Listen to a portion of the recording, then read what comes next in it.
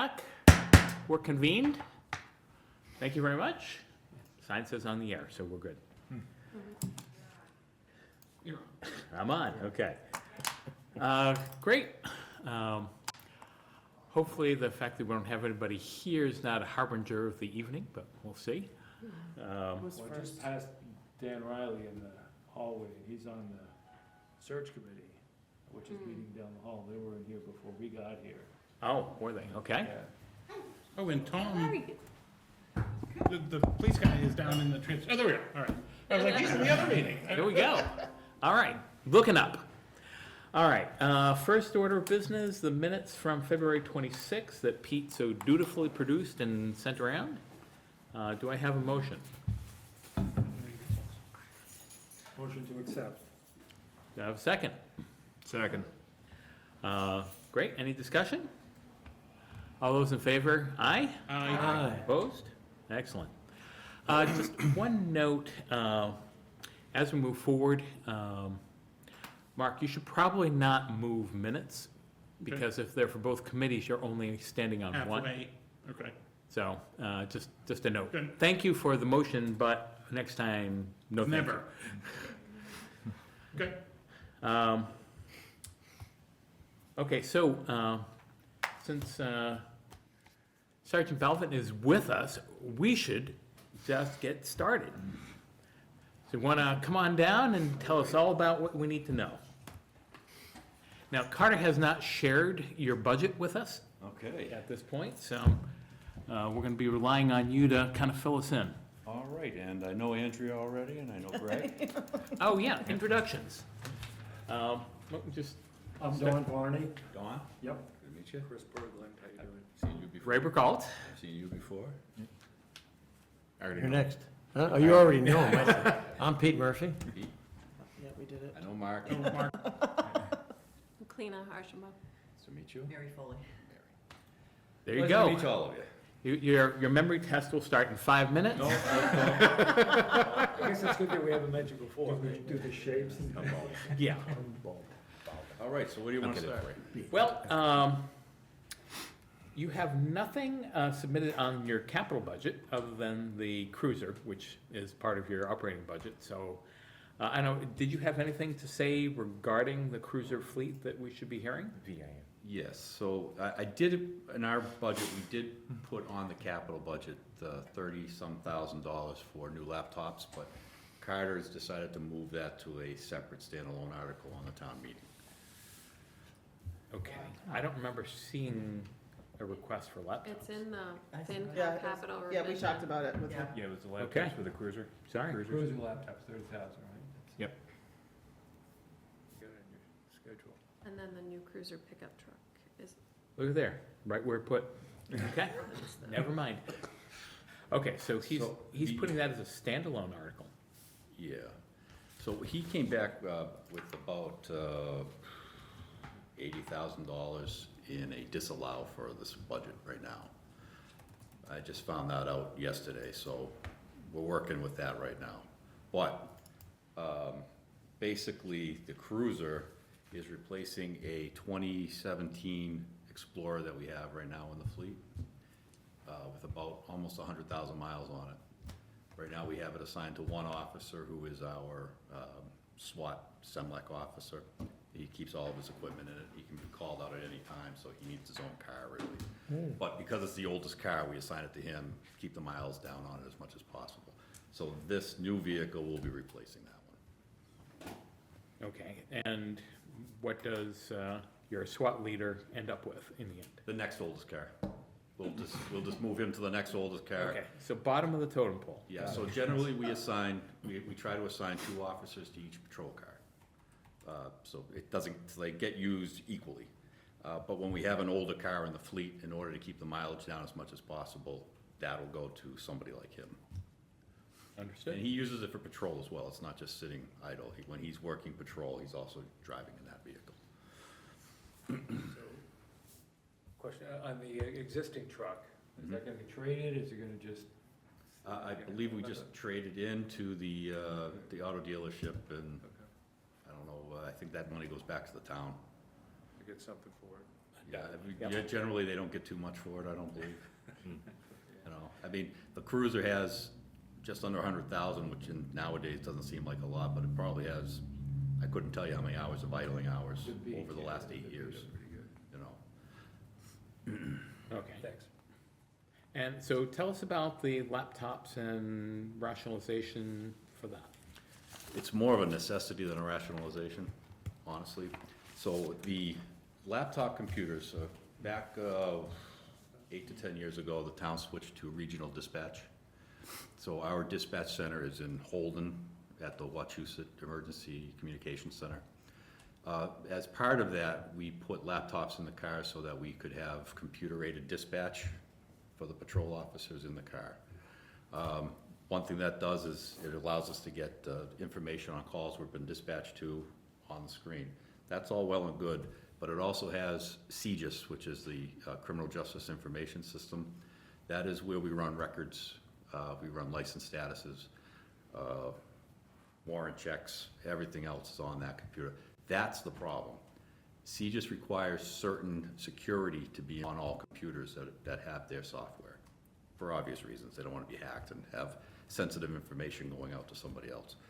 The Panasonic laptops that we have, and I told this to Andrea and Greg, they're in fine condition. I would take one home and use it any time I want. But Panasonic stopped supporting that hardware in December of last year, 2025. And because of that, we will not be able to have the security updates necessary to keep CJIS on those systems.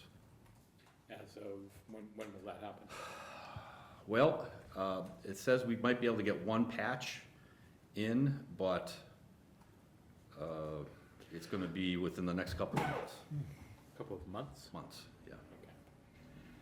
Okay. In fact, we have a CJIS security audit going on next week, and that might become one of the issues. They don't do it every year, like, for whatever reason, this happened to be our year, and that is probably gonna be one of the issues. So how many laptops are 8. included? 8. CJIS, would you explain that? That's CJUS, just an abridged. Criminal Justice Information System.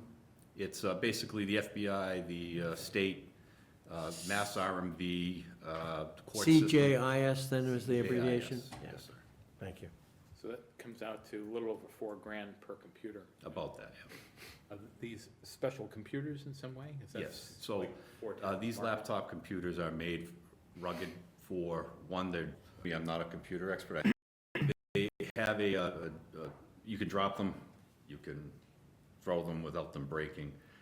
They're resistant to extreme heat, which you get from a car sitting in the sun, you know, when nobody's using it, to extreme cold for the same reasons. You can't just have a like a iPad in the system. Also, regular computer systems would not be supported by CJIS as well. And they also have mounting systems in the cars, mounted with the keyboards, and these would fit into those mounting systems.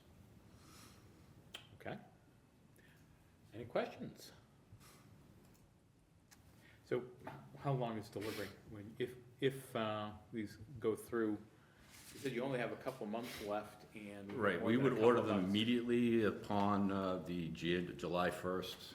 You know, when the budget came in, we would order them immediately. I'm not sure how long it would take TransCore, which is the state-approved vendor. I'm not sure how long it would take them to get them in, but I imagine they have plenty in stock. It I would be mean, good to we're at their confirm. mercy, so it's, when they come in, you know. It would be I would say within 2 months of ordering them. So you said you've got patches you think that would be able to take you for a couple of months? Maybe, yep. So Windows, one of the problems is Windows 10 is what they operate on. They're not upgradable to Windows 11. And the hardware, if somebody else has a computer background, it's better. I have it written down here, but Windows 11 will have the security patches, the security updates that are needed to maintain the safe system for CJIS. The current laptops we have, I don't know why, can't be upgraded to 11. It's not like, I don't know, just not possible. And Panasonic, the company that made the current laptops that we have, and I say laptops, they're more of a rugged tablet. I probably should have brought one in. But they will not service those computers as of December of this year. So if we have one break, we're gonna be without one until we get a replacement.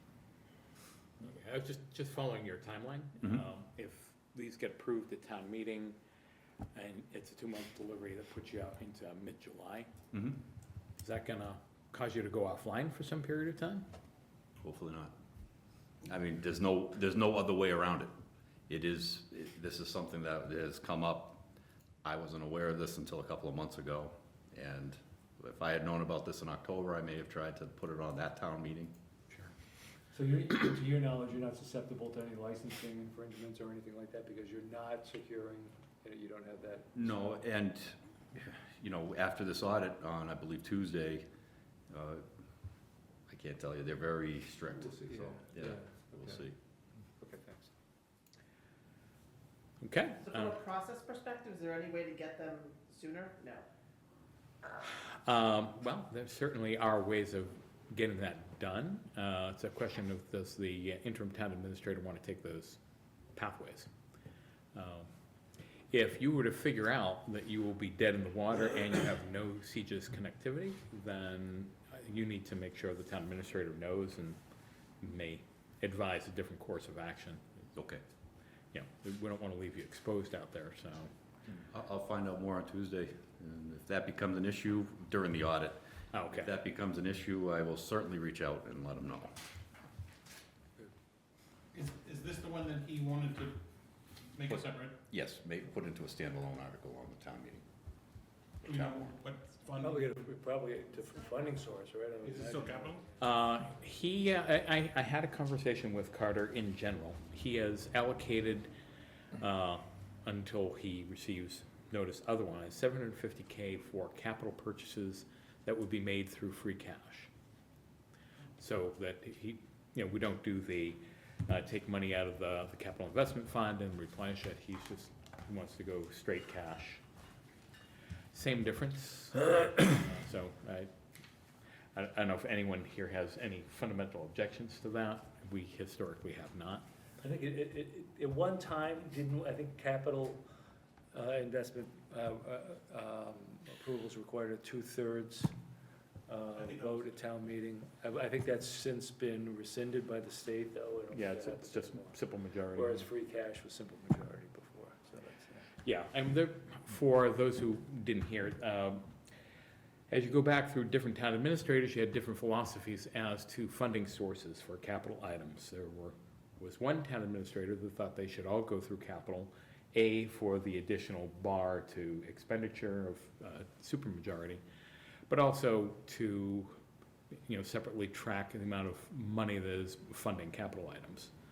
There are others that say, we should take it out of free cash, otherwise the balance in our capital funds is bouncing up and down, and in theory, that doesn't look good to the state, which I don't necessarily understand or agree with, but those are the competing philosophies.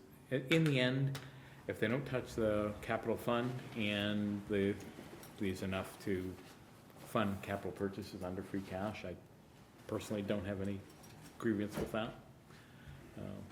If anyone does have a dissenting opinion on that, it'd be good to hear it now.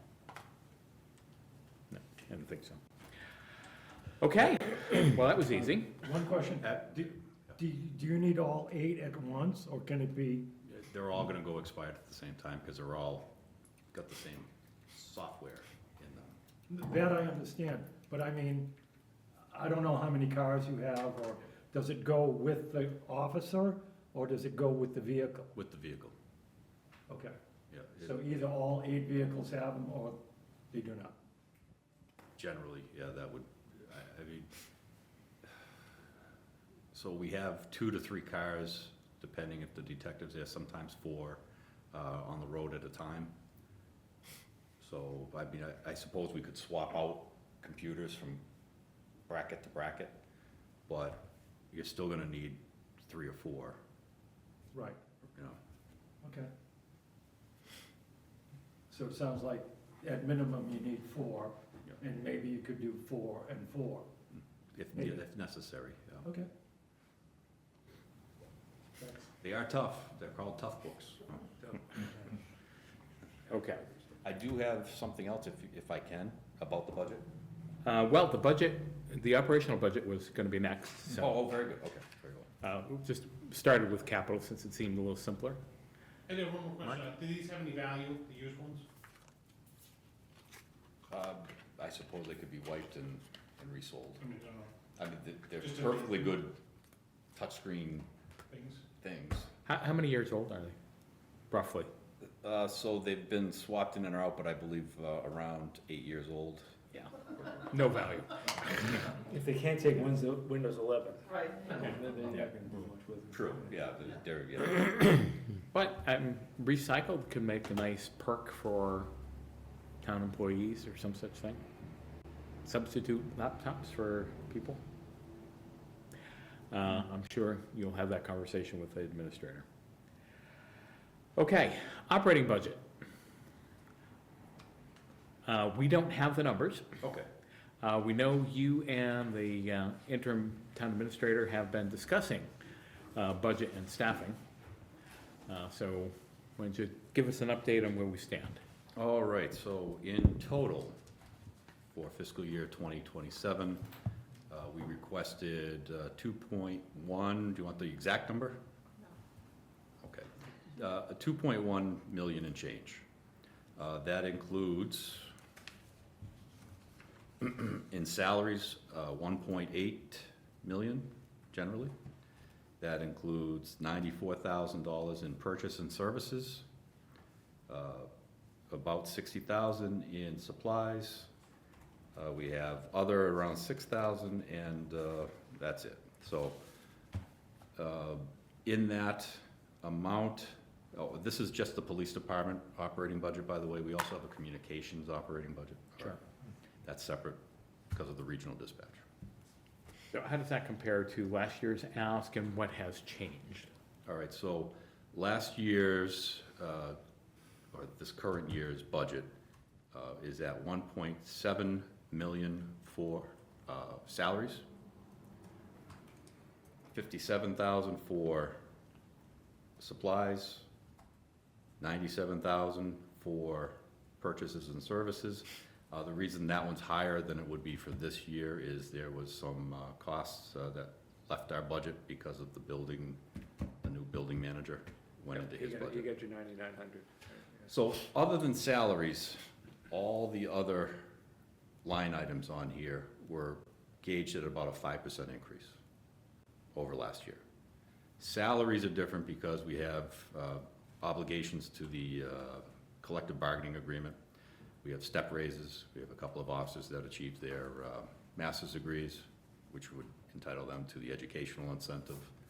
And that's really the only increase that we requested. We're not asking for another officer in this budget, so that's where we stand with it. So 100K just covers step changes in COLAs. Just about, yeah. So, And step raises, COLAs, and any increases to stipends and whatnot that are included in the CBA.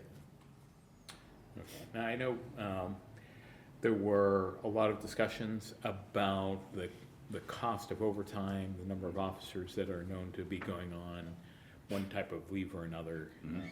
So can you kind of walk us through where that all stands right now?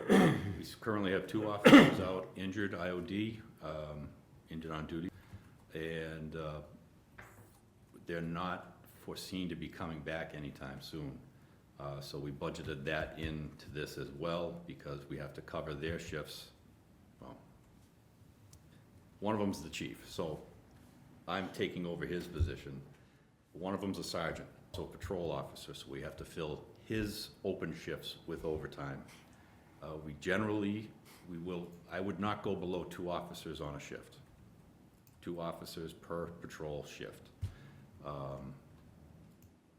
And because of that, when his shifts come up, they have to be filled.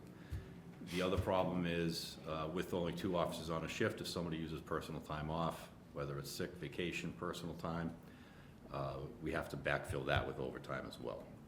So what we asked for in the overtime budget is 295,000 and change, which last year was 273,000, and that also reflects step raises and whatnot. So of the 1.8 million, almost 300,000 is overtime explicitly. Yes. So what, what was the total budget last year? You had 2.1 this year? Total budget last year.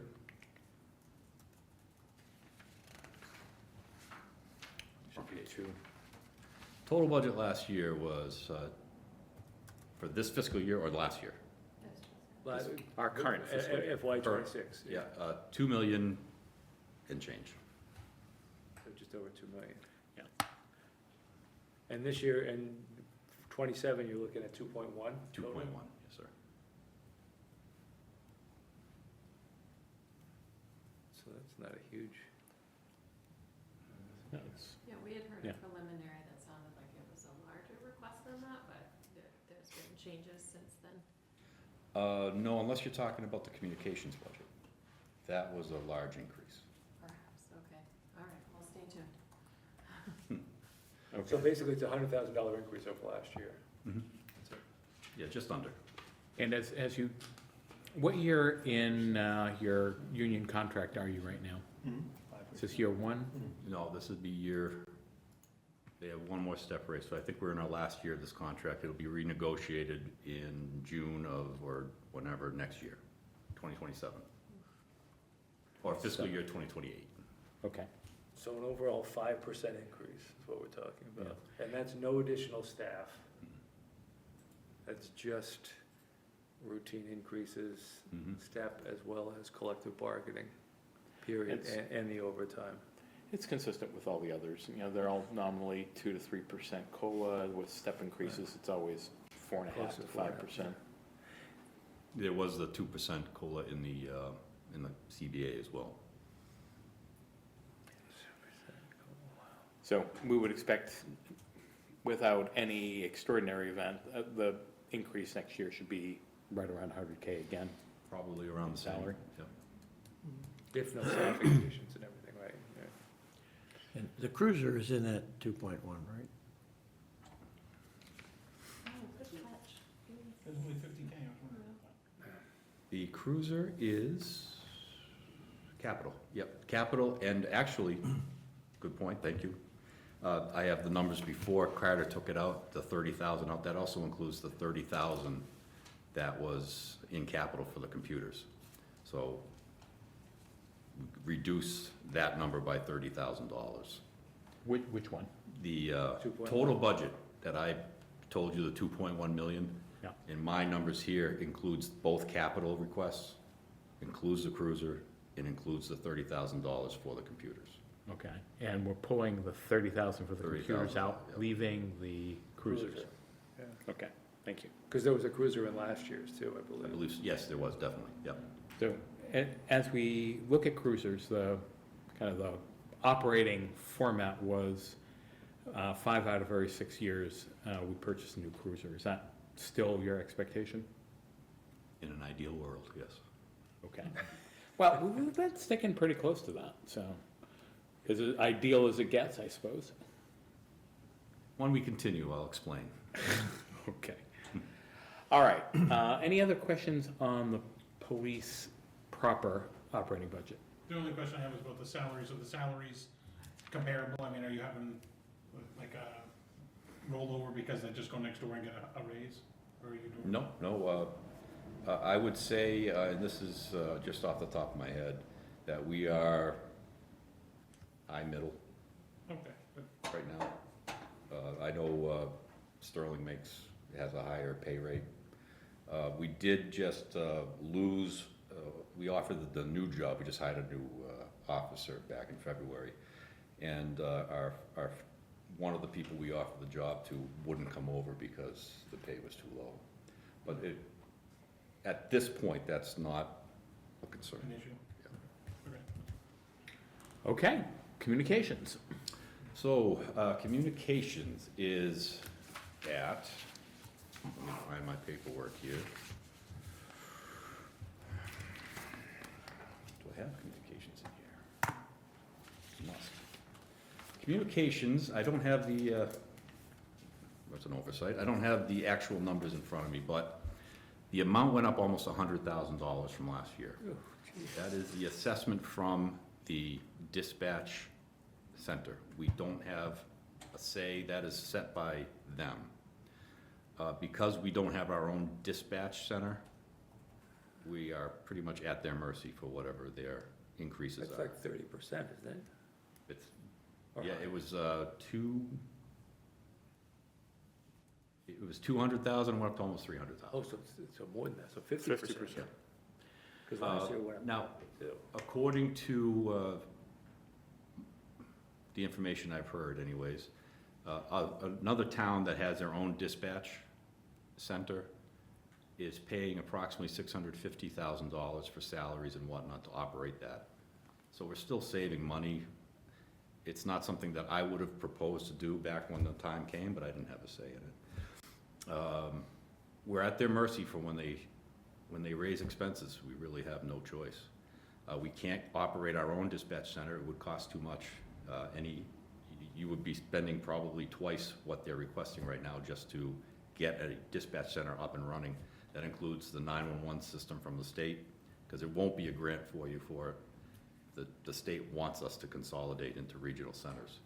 So it would include hiring 4 to 6 dispatchers, full and part-time. It would require computers, space in our station or the fire station, converted over to a dispatch center. I- You get it. You, Okay. you don't need to go Yeah, there. I'm We've just- already crossed that bridge. Yeah, so, But the year after, the second year that we went regional, we got a huge increase. And at the time, the thinking was that there was something wrong with how our computers in the cars were contacting or working through the dispatch center. And every time that happened, we were basically getting billed, so they assess us on call volume. call volume. Yep. And We were looking at trying to make sure that didn't happen. Right. That assessment, though, would not count for the $100,000 increase. It's just, you're talking tens of thousands of dollars for increased call volumes, Right. but there's not much we can do about the call volumes themselves. We have limited some of the officer-initiated calls, which, they do a neighborhood check, and they would log a neighborhood check so that we know that somebody had gone through and checked the neighborhood. Business checks, that type of thing.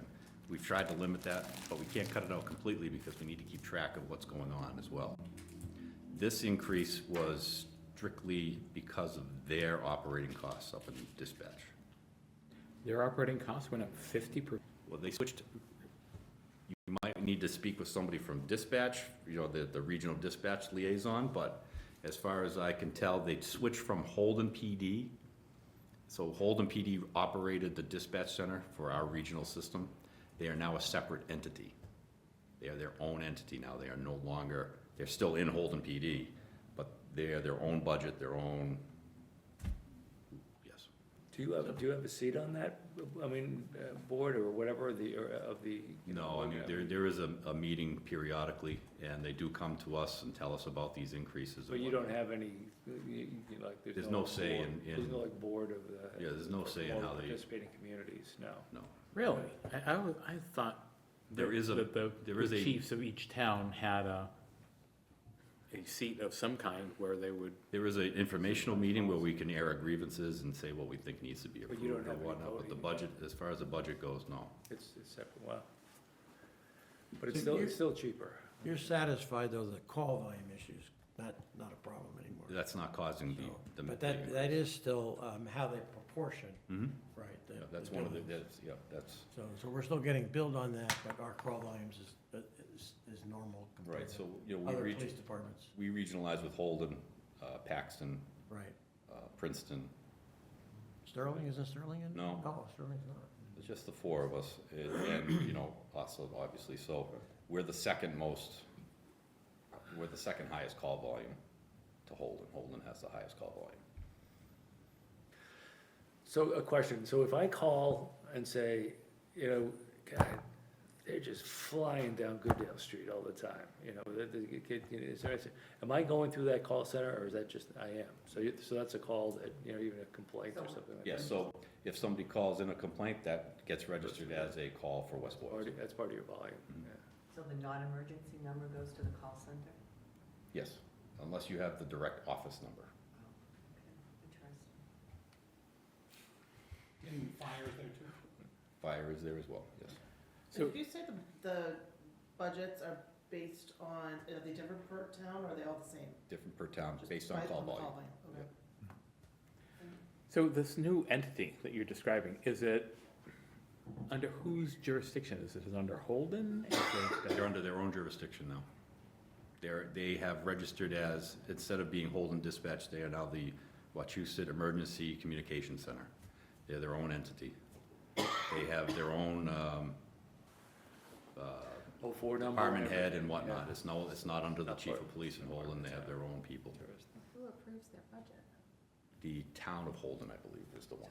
Because when we requested, they were late in giving us their budget. And when we requested, say, hey, we have a deadline coming up, they were waiting for the Holden town accountant, forgive me if I'm mistaken there, to approve the budget. It's probably like an enterprise, right? Ooh, it's a bad Those are word. so well It's a these bad days. word, I gotta be careful. So Holden is facing the same roughly 50% increase. I would imagine, I don't Yeah, know that for sure, though. Well, it's based on call volume, so right, it could be slightly different, but roughly the same, we'd expect. I would expect that all four towns have had a sizable increase. Yeah. so if we wanted to understand better, who would we talk to, the structure of this independent enterprise or whatever it is? Who would we Well, talk to? Their department head is a woman named Jocelyn LaPlante. And she is the one that we funnel all of our complaints or concerns or requests through. She's also the one that communicated with us to get the budget to you. Yeah, so have no interest in giving you a hard time. You're just receiving the assessment. But I really would like to understand more how this got formed, who approved it, who the monies roll up through. It sounds like Holden, but it doesn't sound like they're in charge. It sounds very odd. Most regional centers have gone to their, like Rutland's Center and Neshoba, have gone to an independent entity, not tied to a police department for their leadership or for their decision-making. And it might be a good thing to have one of their representatives come into a meeting and explain things to you. Yeah, I would like to understand it better personally. but it's still a public entity, it's not a private, No, not private, no. it's still public. To the best of my knowledge, Yeah, yeah. it would be worth, I think it would be worth looking I at. don't think there's a profit being made here, it's, No, although Yeah. somebody's. So Pete, if you note, I'll try to reach out to Carter and get the contact information we need. and he'll reach out to me and I'll get it to him. There you go. Oh, well, we Or- try to or follow Chief- It channels. could be Chief Sadowski as well, so. Well, I've been reprimanded plenty of times for asking people for things directly, so That's fine. I will go through channels and ask the right people in the right order. Very well. Okay, we look forward. Your PowerPoint presentation on staffing, I did circulate to everyone. Any thoughts you want to share with us on what things look like for the next 2 or 3 years? Things you're particularly concerned with that we should hear now versus in a year or two? Well, when I've got the Carter, Mr. Terenzini's budget disallowed, excuse me if I don't have the right terminology, the reduction, that's pretty much on the back burner right now. He's requested $80,000 out of this existing budget. And obviously that's gonna preclude hiring any new people. Of course. So, I've explained to him, and if I have the time to explain to you as well, why that's not going to be something that we can function with. I would propose, if that's the bottom line, now he did say that he might be able to squeeze out another $20,000 or whatever. But if that's gonna be the case, I would rather withdraw my request for a police vehicle, which is $74,000, almost the total amount that he's looking for, in order to keep the staffing and the department running. Yeah, so the budget that you went over with us before, the 2 million, you're talking about 80,000 out of that? Yes. Okay, all right, I just wanted to make sure I was following. So actually, what he's asking for you is less than the 2 million. Right. Basically, He wants level me to- funding. He wants me to reduce that by $80,000. So, and that would, and the only place you can really do that is through staff, Yeah. right? Through salaries and overtime, I mean, that's the only, there's no way, I mean, our supplies budget is only $60,000, and we can't take it out of purchase and services, we gotta pay the gas bill, we gotta pay the electric bill. So it's either the cruiser or Staffing. Now, the way things are working right now, and I drafted a letter to Carter, I don't know if he'll share it with you as well, perhaps he will, but, I laid out why, the overtime budget is not really a luxury for us. There are many factors to it. One of them is the new post requirements for our training, in order to be certified police officers. They've put mandatory minimums on the amount of training that we get. One example, firearms training, we need a minimum of 24 hours a year per officer for firearms training. Now, in the past, before there was a rule in place with, or before post was in place, you know, we could get away with qualifying everybody in 4 hours and do it twice a year, maybe 3 times a year, and it would save some money. We're mandatory to do 24 hours. Taser training, mandatory 8 hours per officer per year. So if we don't comply with post, we lose our certification, our police officer certification. So we can't do that, we have to comply, we don't have a choice. Also, with 2 officers out, we're a 13-man department, we're missing 2 people right now. So every time somebody calls in sick, every time somebody takes a vacation or a personal day, that's gotta be filled with overtime. We don't have an extra officer that we can just keep 2 guys on the road, we need to fill it with somebody else. And, there's also overtime that comes in, such as, court time, investigations by the detective, the SEMLIC is a SWAT call-out, firearm permits, you know, we have tons of firearm permits that come in, they need to be interviewed, they need to be photographed and fingerprinted, and it's something that we can't count on how much it's gonna be, that those are unknown as far as the overtime budget goes. The only place where we have a discretionary, I would call it, overtime, is in our community events, that type of thing. You know, Chief Minnick would traditionally pay for security for, let's say, the Fall Festival. We have 2 officers walking around the Fall Festival. That comes out of our overtime budget. Going to the senior center, doing fraud presentations, going to the senior center for meet and greets, that's all discretionary. We could cut that out, but that's a small portion of what the total overtime is. Do you fund extra officers out of your overtime budget? So, that was a proposal we tried to do last year, because it's such a large amount, and if we Right. have another officer. The problem is, in order for that to work and for us to stay in budget, we would have to move that person to a different shift than what we already have listed in the CBA. And what we proposed was a swing shift, we called it, where that person would work 7 PM to 3 AM, basically covering 2 shifts. That way, if somebody called in sick on the 11 to 7, we'd only have to fill 4 hours, rather than the full 8 to fill that shift, and we'd still have 2 officers covering. However, the union won't allow it without negotiations.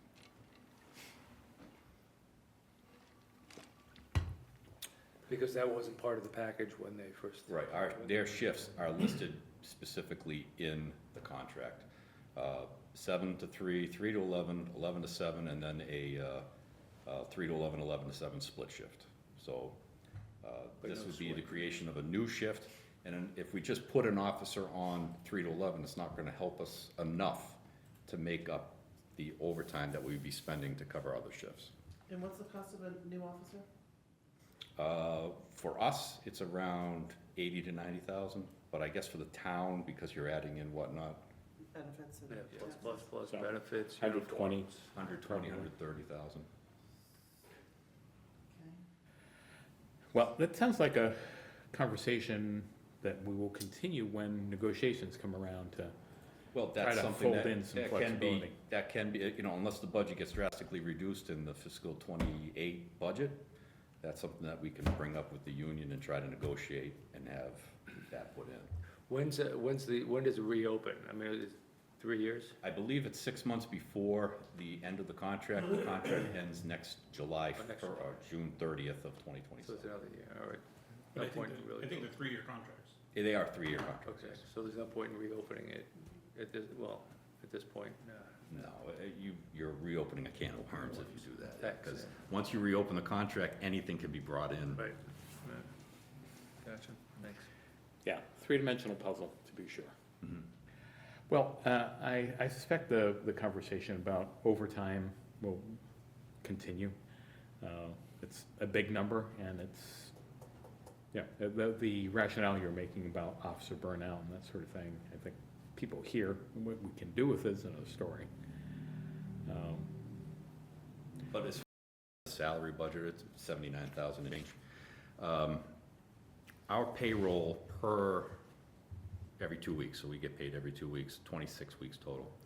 Our payroll comes in right around 65,000 on average, every 2 weeks. If we were to cut that much money out of the budget, we would not make, the next person that comes up here next year would be looking for a budget fix of $60,000, $70,000 to make up for it. It's not something I could do, so I would propose, and I've talked to Carter about it, cutting the cruiser in lieu of the cruiser, putting that into the salary budget to maintain current staffing levels. Is he smoking on that right now, or did he? He give you an didn't answer? seem, I don't want to speak for him, but he didn't seem receptive to it. But I can't see another way. I won't have one officer working a shift. I won't do it. So if you want somebody to do that, it's gonna be somebody else. It's not safe, especially not nowadays. Well, there's probably insurance requirements, there was something that's. I don't know if there is, because some towns operate with one officer. Oh, really? Princeton has one officer on some shifts and whatnot. But we do have mutual aid with other towns, but Yeah. they could be who knows how far away. And you have to call our dispatch to call their dispatch. You get it, it takes a long time. And when, I don't want to sound dramatic, but when you're rolling around on the ground with somebody, you know, a couple of minutes means a lot of time. Yeah. So for this 80,000 that he's asking for, you either have to lay off an officer or lose the cruiser? Those are your two And choices? if we lay off an officer, I'm gonna need more overtime to fill the shifts that are open. So it's gotta be a cruiser. I understand. Well, that's nice. Although he did say it's reduced to 50,000, or so, he didn't give me an exact number. He said he came up with another $20,000. But that's still too big of a chunk for me to take out in good conscience and think that I'm gonna come in at budget next year with those numbers. I'd rather have the services on the guys working than a shiny new car. You know, if we have to triple up in a car and put a lot of miles on it, and that's what we gotta do if one breaks down. But definitely next year, if we don't get a cruiser this year, it's gonna be urgent to get one next year. Sure. So we're kicking it down the road, but So the bottom line is this year, the $2 million is a level services budget, yes, essentially. yeah, That's we're not- got it, and less 70 grand or 50, 70 grand, whatever the number is, there's cuts somewhere. You're cutting something, some Right. service, Yeah. whether it be. So it's a level budget, not a level services budget. The only other option, and I'm not sure what the procedure is, would it be put the cruiser on a standalone article at the town meeting? If there's free cash or something. That would be the only other option I could see if we wanted to maintain the cruiser and keep the staffing. Understood. Any other questions? I have one. Sir. On what's the life of a cruiser? Years. All right, so the answer's gonna be a little convoluted for you, because not every cruiser Ballpark. is used the same. We got 8 years out of this one. Okay, We have 8 cruisers. So generally, like, forgive me, my car that I use was 2018 with 60,000 miles on it, and it's still running pretty good. We got some administrative duties to do in the office, so we're not on the road as much. Other cars that get used by the younger guys are racking up a lot of miles. So 3 to 5 years, I'd say. and when you replace them, do you always replace new, or do you get used? Always. Can you get used? I've seen used on the aftermarket, but I don't know if that would be a smart option to do. Because, You guys beat the cars too, right? yeah, well, the cars are not driven, to the store. Yeah. Sometimes we're doing 90 miles an hour to 0. And there's a lot of wear and tear on a police car that you wouldn't see on the mileage because they're idling for a very long Yeah, I time. get that. Yeah. So I've seen cars that are a couple of years old on the market and they're for sale for $40,000, $50,000. But I don't know what comes with that. Yeah. And that's not including the cost of outfitting it with our radio, because everything has to be transferred over. Our radio, make sure it has the same cage, the rifle brackets and the shotgun brackets in the back of the car, the computer setup in the car. So there would still be costs additionally to the used car that it could be about $10,000 to retrofit a used car to what we need. So now you're saving about $20,000. And fortunately, we don't have the maintenance budget for that. That's in the more maintenance costs coming from a used vehicle. Yeah, as far as the timeline, I think you do get more than the 3 to 5 years. I think you probably average 6 to 7, based on how we're replacing. You said 8 cars in Yeah, so- circulation right now? Yeah, okay, yeah, I was thinking off the top of my head, but, yeah, we're not going through cars quickly. The guys treat the cars as well as you can, for what they're used for. But they're They're not crashing through walls or going through fields and whatnot, at least, hopefully not. So, yeah, maybe 7, 8 years you could get out of the car. If we hadn't switched that officer to a single vehicle, a single assigned officer car, that car would probably not be running today. So 8 years might be a bit much. I'd say, let's stay with 6 or so. Are you able to transfer all the light sets and everything now? No. They don't let you. Sometimes. Yeah. I remember the old cars when we had the old Crown Vics, Crown Vics, you could yeah. pretty much transfer everything over. And now, because the cars keep getting redesigned, things like our prisoner cages and light bars and whatnot, seems like nothing fits. Nothing fits. The same thing, there was an issue with the rifle holder or something like that. In the Right, we cage. could usually transfer over the rifle mounts, and smaller items like that, but it seems like, when we can, we will recycle. Right, no. I We know. recycle the radios, we don't get a new radio every time, we put those those are expensive. We put the radios in. If the radar unit, the speed radar unit is okay, we'll keep that if we can. They're getting old as well, but sometimes we try to get a new radar unit in. So some things can be, most things can't, and the expensive things seems to be the things that can't, except for the radio. And the computer brackets. And there's no other, there's no like grants or anything like that for equipment upgrade or anything like, I'm just thinking for, on There- cars. I don't know, I'm just Yeah, thinking out loud, 'cause there's maybe, just, so. it's like all these mandates you talk about, you talk about like, as far as training, that's coming down in order to keep your certifications and everything, so there's more hours, gotta pay the guys for the hours, but, Well, I mean, but we're not gonna, there's nobody coming through and saying, oh yeah, we're gonna, give you a little bit of assistance, to. in my estimation, I don't think Massachusetts is concerned about unfunded mandates. Right, no, Never has been, never will. I was trying not to say that, but I think, thank you for the. Well, Tom, thank you so much for joining us tonight and going through your current issues. Certainly, as anything new comes out, just keep us in circulation. Just had one question about, is the thing out here, your old SUV, the car that we use for Oh, building inspector? the chief's former car? Is that useful to you for like if something breaks down? I mean, I guess it's not equipped anymore. Yeah, no, you know, we need a cage in the car, in case we have prisoners and whatnot. No, and you know, if it got that drastic, maybe I'd look into a used vehicle, but Okay. fortunately, our DPW does a pretty good job of keeping them on the road, keeping them maintained, so we'll keep our fingers crossed. Very good. Well, thanks again, Thanks very much. and good luck. Thank you. Gary, can you see if Tom is out there? Do you see anybody? I was gonna say, if Tom's out there, I'm glad I gave them a plug. Yeah, well, remind him in case he's not. He might be out solving. Yeah, they were solid. Oh, right. Yeah, my road was pretty much dirt. Thank you. Yeah. Yeah, there was so much salt, it was like you're driving on gravel.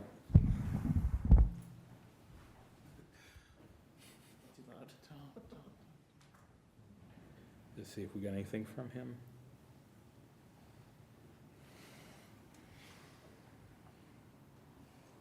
Oh, and you can't call them. Oh, their phones were broken today or something like that. Yeah, well, you can't call the office, but Oh, all right. he knew we had a meeting tonight. Okay. Somebody said that Dan Riley was downstairs. Dan Riley's in the cemetery room, because isn't he on the search committee? I think he's Yeah. on the search committee. Oh, are they Online? interviewing or a meeting on that tonight? Yeah, that was in here. They were supposed to be in here too, it's double booked in here. Okay. I just wonder if we can switch order of events. Probably not, because I think he usually brings Christie and. Okay. Well, let's play Shuffle the Lineup. I'm not sure who has heard what about the trash enterprise changes. So there was a meeting of the select board last night where the interim town administrator was looking for guidance on whether or not they were going to buy into the draft trash program. Vanessa had advanced a planned change that the select board voted to take as the primary option, so they were rewriting all of the documents yesterday and today, and circulating those. The changes that they wanted made was to eliminate the trash bags, to the chagrin of all the SWAT team. So the expectation is that our trash tonnage will go up 40 to 60%, and we get to pay for that. And the implementation of a 30% discount for seniors. Those, 65. And an increase in the rate to cover the money that's going away because you don't have the pay-as-you-throw bags. And to cover the increased tonnage, they were, And the top. the new figure, instead of 30 per month, it was gonna be 39 per month to cover that for non-seniors and, I guess, 26-ish. So, Not For- 39.95, was- it's not 39. Buy now, get two. so 39. did they give any rationalization as to what the thought was on that? I Yeah, mean, so two things. By and large, it is a simple reflection of the citizen feedback they've gotten. They said to a person, all of them had received complaints about the continuation of the pay-as-you-throw bags. None of them had received any endorsing comments of any kind with regard to them. And But With regards to what? it seemed like a page- strange the comment to pay-as-you-throw me. bags. Yeah, why would they? What seems. Right. I mean, it just seems like It is, if I mean, people would come who's forward and gonna say, stand oh, I there really buying like the bags? status quo. You know, Yes. like, why would you argue for? It seems awkward to expect a comment about no change. I have That's a all. question about the projected increased tonnage though. Is there, I understand that. And is there data from towns who have made the switch like us from just bags to a bin, cause it's not like we're gonna have unlimited trash. Correct, you We're still gonna limit have to the a bin, bin, right? Right. and it's actually more limited than it has been, because you could put out 6 bags currently if you wanna pay for those bags, whereas you're gonna be limited to one little bin. I'm very nervous about this one Yeah. bin business. That's a No. big bin. I'm not gonna be putting out more trash than I have been. I would That- think Home Depot bags would That was sell a point of contention, and the reality is, there is data from other towns that creates that 40 to 60% number. Vanessa, who had moved the article, thought it was an overestimate and chose to price it at a 30% increase in volume, based on her gut instinct. So, I don't know what they ended up using for the calculations that came out with the 39 that they were presenting tonight. And, you know, for the seniors, fixed income logic, a lot of complaints coming in, we can't afford an extra $400 a year for this, so floating the 30% discount for anybody over 65. So, relatively, Are they gonna give us the money back on the bags we already bought? I'm just kidding. the door's right over there, Chris. That just doesn't make sense, I don't know. I mean, it's a habit we've all, Yes. you know, basically taken up, and, you know, yeah, maybe it's not something we all embrace with enthusiasm every Wednesday morning when I'm walking down the driveway, but nonetheless, it's like, you feel like you're doing something good when you're putting it in a green bag, and you're making some, you know, some good contribution to the community here, and, as minor as it might be, but Yeah, I so don't know, it just seems kind of self-defeating, plus it was a revenue stream, so, I don't know, just to me.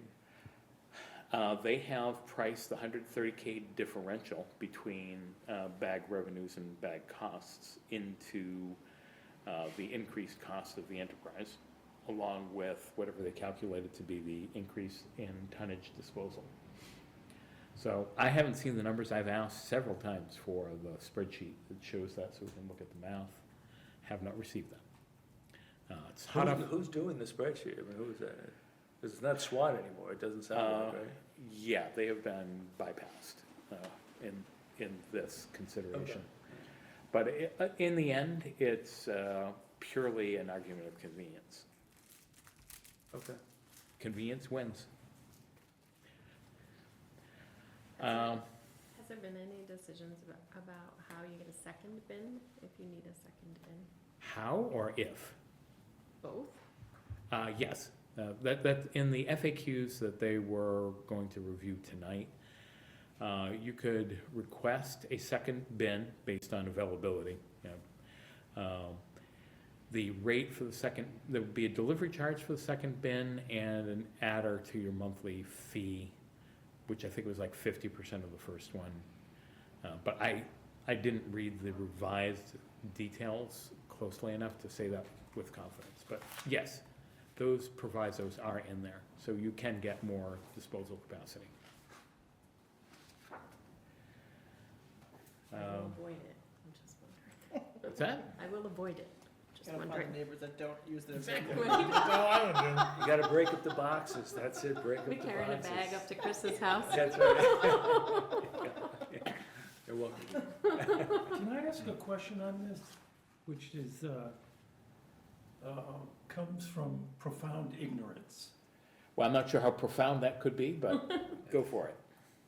How did it happen that we went from, this was a service that the town provided from our taxes, to guess what, you pay for it, which is the same as raising your taxes? Does anybody know how this happened? That was laid out in great detail at the last town meeting, going through all of the details and the rationale. The reality is, we were facing either the need for an additional override, or we had to have some other means of generating the revenue if we were to keep the trash disposal system in town. So we needed to come up with roughly $600 to $700K somewhere. The town do go with, If we didn't have it this year, we'd be looking at Another- all of the budgets that we've seen, they'd have to find another 700,000 in order to continue paying trash. Or we'd simply have to say, there's no trash anymore because we can't find 700,000 to 800,000 to keep covering trash out of the police department budget, out of the DPW budget, out of the school budget. So the people said, we believe that trash is a necessary service that we should have provided through the town. And our former town administrators came up with this great idea, which most towns, I think, do in the Commonwealth at this point, which is an enterprise fund that is strictly, it's like your sewer bill, right? You pay a sewer bill. That's a separate enterprise. It has nothing to do with your taxes. It's totally separate. It's a usage fee for that service, period. And that's it. So that way you're not including it with other education needs, DPW needs, public safety needs. So- Right, but as a resident, you went from 1 year to this next Yeah. year with a bill that you never had before, i.e. Correct. a tax and Yeah. It was a a payment tax with a for that different service. address on A it. payment for That's all. that service, yeah, payment for that service that now becomes outside of your taxes, yes. Right. But Well, but we heard tonight, Doug, the chief talking about a 5% budget increase in salaries, right? Your tax bill can only go up 2.5%. Mine can only go up 2.5% raise, No, everybody. yours there. can go up 5. There we We'll go. make an exception. No, but I'm like, so 5% is not uncommon, whether it be the schools, whether it be the, all these budgets are going up more than 2.5%. So how do we do that? So,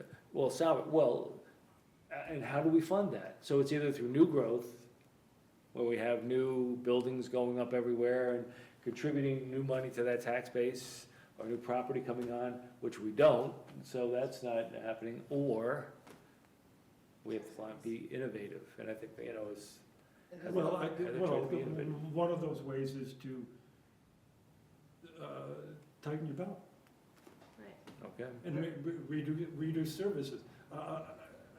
Again, I just poked my nose in here recently, so I don't know what's going on. And I have the unique opportunity to claim ignorance.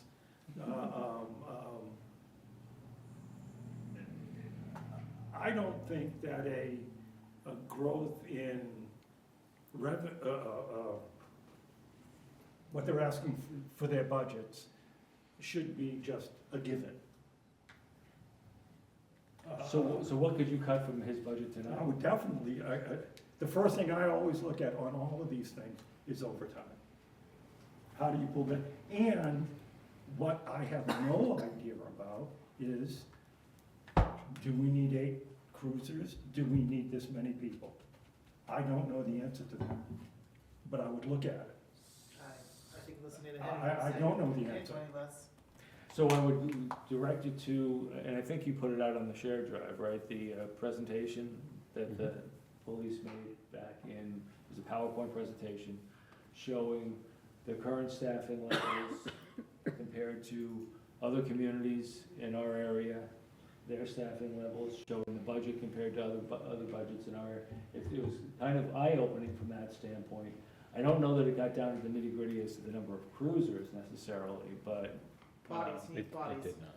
it was just bodies, I think it was. Yeah. Um, Well, But, I was doing a little bit of a survey on my own of looking at surrounding towns, population and mean household income.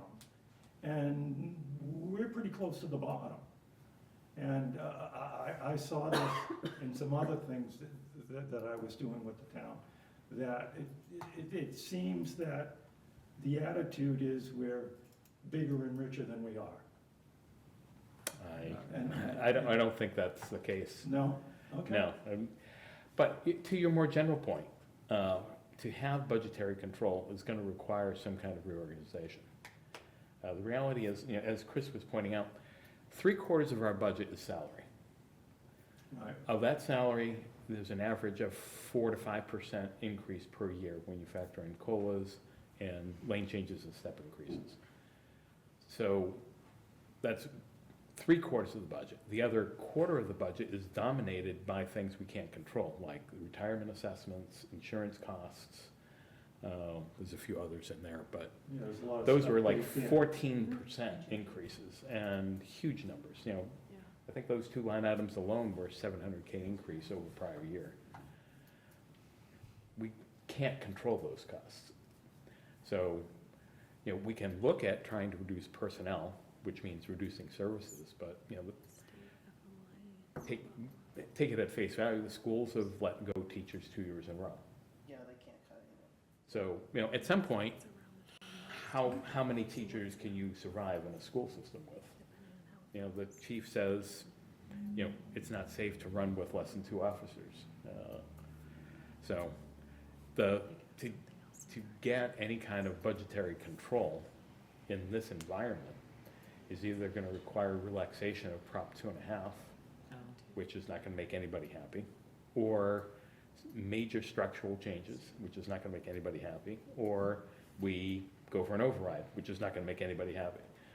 So, we don't have simple solutions. The things that we would love to pursue would be regionalization. It's the only one that really can offer us economies of scale. But now you're talking about negotiations with 2 or 3 other towns, and that is also not so easy. And you get what they're doing with the communications. Right. Yeah, here's your allocation, No control, bend over and smile. right, I mean, it's a catch-22. It is a good point. I mean, it would be great to take everything back and just, you know, start new and do a zero base and build from there. Well, yeah, but you know, we're in the stream. Yeah, and the thing is, I don't know, and I'm just speaking from my experiences, there doesn't seem to be a lot of waste No fluff, yeah. that I can really sense from, you know, again, not only Acting Chief Alvin, but, you know, whether it be Chief Sadowski and the chiefs before him, and Tom Degnan, the DPW director, and the DPW directors before him, that all come with experiences, as well as the, you know, more than 2 or 3 town administrators we've had in the last few years, all coming in and saying, there's really not a lot of waste here, based on what they've seen in other communities. And the schools, I don't know, I mean, they're like, that's, you know, and I appreciate the fact that everybody thinks that it's so, you know, such a big bloated item, because, you know, well, when I was in school,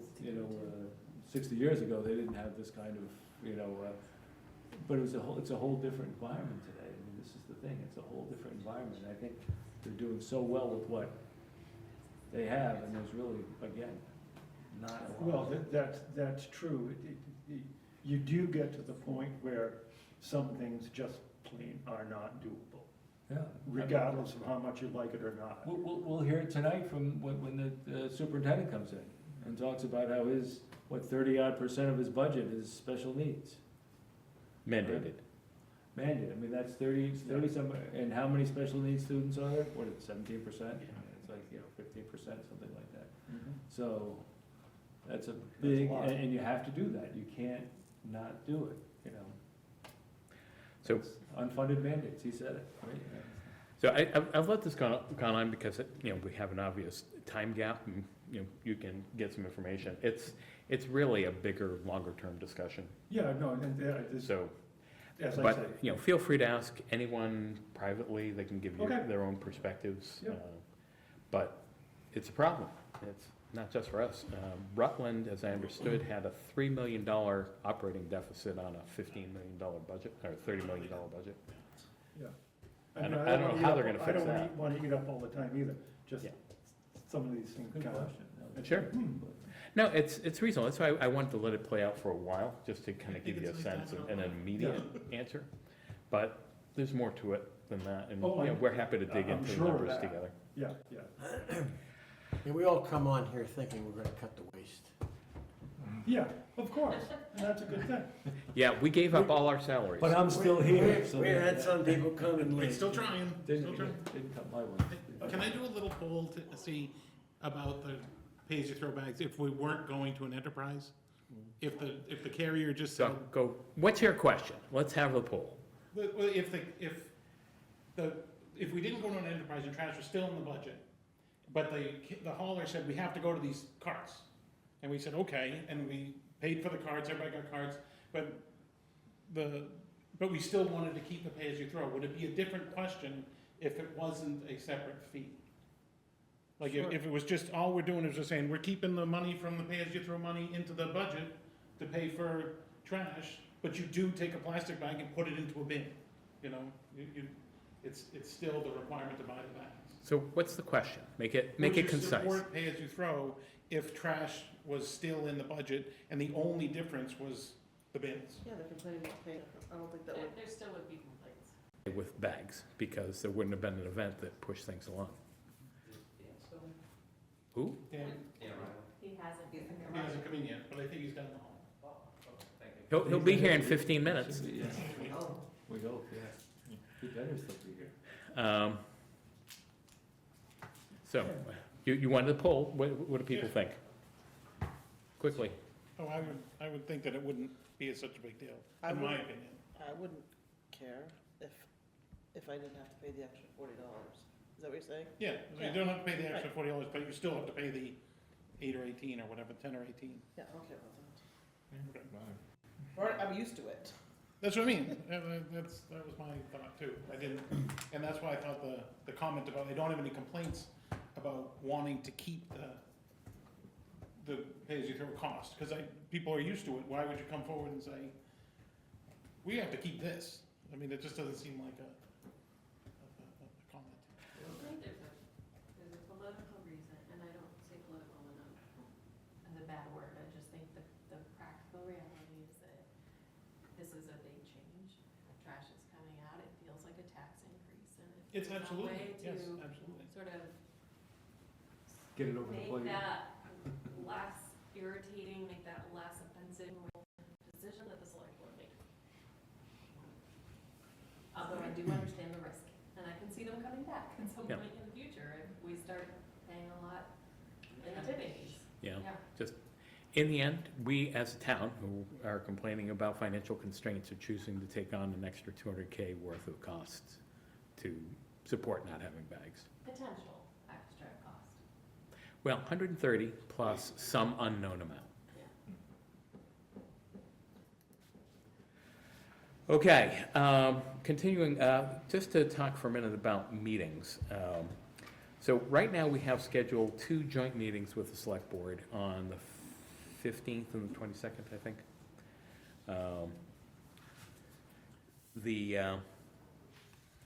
These will be to go over the budget, one, and go over the warrant, the other. I've made arrangements for us to have a room after those joint meetings for whatever deliberations we have, under the assumption that people would prefer a longer meeting over more meetings. Do I have buy-in on that concept, or would you rather just meet separately? I'm in favor of longer meetings. Longer I'm okay meetings. with longer meetings, just if I'm already here. What are the days of those meetings again, right? Yeah, Wednesdays? I mean, they are Wednesdays, yeah. I don't know why I don't have. March, you said March, I'll take a look, see if I circulated them. are we talking April? We're April. talking April. I think you did circulate. I thought you Yep. sent that up. Yeah, the 15th and the 22nd. Right. Well, we're gonna have And- a problem making it on the 15th, right? Yeah, there's nothing going on. I have day not and night. circulated them yet because I was waiting to finalize the details, because I had to get the room, the second room, and I needed a start time from the Board of Selectmen on when they were convening their meeting, which, as it turns out, will be 6 o'clock. And we will, I'm told, be the only item on the agenda, so we would need to be here for 6 o'clock, On the 15th, and the 22nd. both days. Is one for capital and one for operating? What's the reason for both? One for Carter's presentation on the budget and a review of the budget, and then the other for a review of the warrant Okay. and accepting warrant articles. I'll have to check which ones are which. Ideally, what I would like to do is vote all of the capital articles on the 15th, evening of the 15th, in preparation for the 22nd, so that they can actually have the details of our capital request. Yeah. Have we all approved those? We have not voted on any Not of at them. all. There's a chance that. Do I any won't be able of to the make it. meetings that you have ever happen during the day? No. We have at least 3 working folk. So during the day is tough. Right. Now, they did do And some of weekends the, are out. some of the department meetings were done during the day, because that's when the departments were working. But by and large, they're in the evening. We had been doing 7 o'clock, we moved it up a little bit, as people want to go home. So 6:15, 6:30 end up being the default time. Yeah, I get you, yeah. I mean, I have to cut out at 8 tonight, but that's just an unusual thing, but just asking.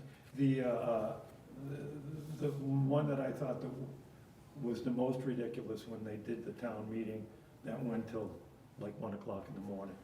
That Yeah. was- You weren't alone, right? That was, That was a singular that was event, ridiculous, you know. not to be repeated, Okay, yeah, yeah, yeah. Okay. hopefully.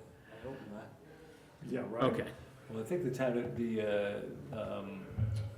moderator's gonna be at one of those meetings too, one of our upcoming meetings, correct? Why? Probably the The warrant. moderator's gonna be at The warrant 15th or the 22nd meeting, I think, just to kind of coordinate the quorum and how things are gonna be. Well, I don't know what it's for, but he was on, I think, Carter's list that went around, I thought. Okay. Anyways, so we'll address that. So Okay, I think it's worthwhile to be there. okay. Okay, I didn't hear consequential arguments about the extended meeting time, so we'll leave that be, and I'll get those posted. Okay, so we talked trash enterprise, we've talked capital. As far as the school building committee, is that officially disbanded right now, Cleena? No, but it is inactive from what I've observed. Okay. They had momentum and then it just fizzled. I don't know that I can answer that. There hasn't been any communication. Yeah, my perception, right or wrong, is that the superintendent and the school committee kind of need to consolidate their expectations on where things are going before they can really reconvene the school building committee. Does that sound about right? Yep. Hi, Raj. Bye. Are you all done in there? Are you guys all done? Not done. You want to go there? Is Dr. Riley still in there? No, he disappeared. Oh, Uh-oh. thought he was sitting here. Does he know where we are? He saw me when he came. He sent papers and he was ready to rock and roll, so I know he knows. He said he's going here, so he got the interview. Need to talk with his people a little bit. May have to put in an APB. Okay, no. The guy came in. Blame it on looking for Trump. Oh, that's right, yeah. so, I'll figure out the catchy. one last bit before the schools join us, in theory, is just an update on the subcommittees. Greg, bylaws, we have anything new? Not a thing. Okay. Clean, I guess we just talked school building, nothing new there. For the fire station and DPW committee, we've met again with the designer.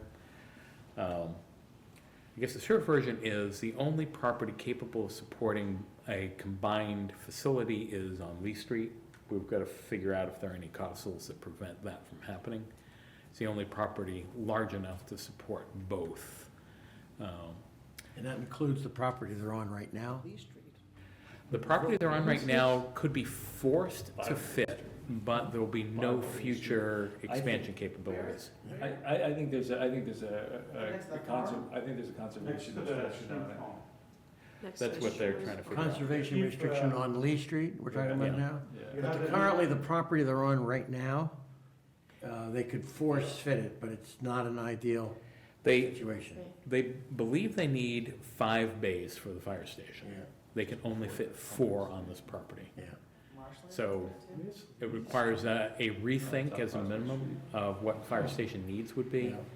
There's no extra space, there's no expansion, anything, so Yeah, if anything comes up, So what is the separate alternative then? Oh, Would the okay. fire I know what station it is. stay All right.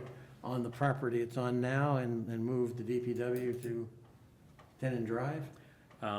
exactly. So it would be a staged process. There are other places, DPW could go to basically any of the open properties that we have. They don't really have any consequential restrictions on size or space or layout. The other question about the Lee Street address, we're presuming that the response radius for the fire department from there would be adequate, but that was yet to be vetted. That's the largest impediment. The brush dump would have worked perfectly well for both, but it doesn't give the response time for the fire department that they need. I was thinking about DPW, I don't know if I bring this up now, but DPW at Tenon Drive, but they're very close to Boylston there. Yeah, joint DPW facility, or? Well, I'm not about necessarily be joint, but we're talking about the brine system, something we could share. Plows, maintenance, truck kinds of things. There might be things we could share with Boylston because, basically the Boylston DPW is just over the hill. No, you brought it up before. If you would include that in the notes. Okay. We'll try to engage on that one. Didn't they just build a DPW place over by the football field? Right at the 70 and 140? I thought, like, behind that football field, they put up some sort of a campus. Yeah, I thought that was DPW. Nothing I know of. Well, Jim's here. Jim knows everything. For Boylston. It's basically just over the hill from where our DPW. I wouldn't call it just Yeah. down the around. Well, Yeah, yeah, yeah. but It's not far. fundamentally, that's where their town stuff all is, right? Yeah. Yeah, I mean, but the Tiverton Drive is like next to their town hall. Yeah. I mean, you could Well, hit a golf ball. so. Yeah, so it's a good idea worth poking at. And I'm sure if the DCR is pushing us to have a brine system, they gotta be pushing Boylston to have a brine system as well. Get to Oakdale from I mean, In theory, they're pushing everyone, yeah. yeah, I think that's exactly right. So it would be something we could share. And then your famous wash station. We might be able to afford that if we should. We need a wash station. We need pretty clean trucks. Around the road and everything. Okay. Thinking that that's a good location for that kind of sharing. So at this point, we have 3 remaining meetings unless we need to call additional ones. So April 15th and 22nd. The next one we have scheduled is the half hour before town meeting on May 18th. I think I did circulate that one to people already with a placekeeper of an agenda. At this point, I don't think we'll need additional meetings unless something new comes up. How about DPW? Well, maybe we can try to fit them into the evening of the 15th. Okay, so that brings us to the schools. He's gone. They're early, right? Yeah, it's Yeah, at 8 o'clock It's an 8 is the o'clock. start time. Yeah. So it means we can take a break, right? Smoke them if you got them. A break. Nothing, we're allowed to say that anymore. that is a great See that? line. I'm fine. I have a buddy that he said that from the time that I met him in college. Smoke 'em if you've got 'em. God only knows you deserve it. That it's not. She's so fun. Yeah, nothing better to do I today. have to get out of here at 8, so I'm just gonna keep on going. Okay? Thank you very much. I hope I didn't eat up too much time. No, you asked some good questions. Let me just convene with my chair for 1 minute. Thank you. I think we're always interested, Don, in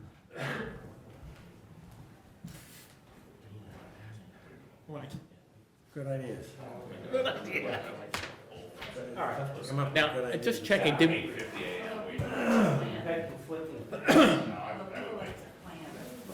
Talking about school tomorrow. There was 2 left. a surprise. There was two, we just put them up there. Pete, did we electrify his chair? How's it going? Good, how you doing, You guys Smiley? have been on the marathon, huh? 30. You know Nancy and you know Jim, I do. school committee members, and, yeah, we're trying to convene on what's gonna happen for school tomorrow. Oh, You're good. gonna make them go. Lot of well, I've gotten some death threats from parents that are like, if you let my kids stay home. Please stop. Is it snowing out now? It's raining, but it's still above freezing, that's what Jim and I were just talking about, is what's the Yeah. more thoughtful approach. Had a 2-hour delay. No, they already called it, and that was my question, was, you know, Yeah. but it's not freezing yet, Worcester so canceled. I'm kinda hesitant to jump the gun, you know, like, we were one of 5 districts that had school last week, because we waited. Do it old school. What happened? Make a decision at 5 in the morning. Yes, correct. Wait till 5? Yes. Wait till 5. Thank you. I needed some reinforcement of thought process here. so- Well, the regional science fair is pushed back 2 hours, and they'll reconvene at 6 AM tomorrow to let us know if it's happening. Nice, where's that being held? WPI? Oh, okay, great. That's a nice venue for it. Yeah, it's not bad. They used to have it at South Community High School when I was in Worcester Public Schools. Are you a judge, right? Yeah. Excellent, nice, Yeah, I know. 15 years. nice. It's fun, see what they come up with. It's nice to give back and to challenge them. You're not supposed to challenge them. Oh, that they took You're, that part away? you're That supposed was to be a the fun part. cheerleader. Oh, okay. Different times. I got challenged on my airplane project, I'll tell you that. We're all attempting to envision you cheerleading. Yeah, that's what I was doing. Or, The same thing, like, I don't know how I got such a reputation. Should We we got call the pom-poms in the police chief car. back? Okay, Thanks for Well- having us tonight. what's that? I said, thank you. Thank you for the invite to be here tonight. I'm sure you couldn't wait. Okay, well, I figure, why don't we start with capital, because that's really straightforward, and I don't expect to be too hard, so Sure. let's take the easy, low-hanging fruit first. That's gonna be easy. Give the overview. Gonna hold hands? Come on up. dressed up. I was coming here until 5 minutes ago. Surprise. Yay! So Nancy's gonna talk on this one? Next year. Only if you have specific questions for her, if you want to challenge her. Oh, wow. But we are all on Oh, the same challenge page, I will tell you that much.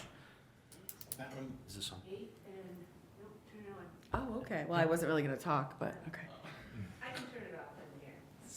Okay, great. got 8, and what's that one? This is A1. 1. So you, so. I moved A1 to there. Got it. Okay, gotta let the vote know. You never know.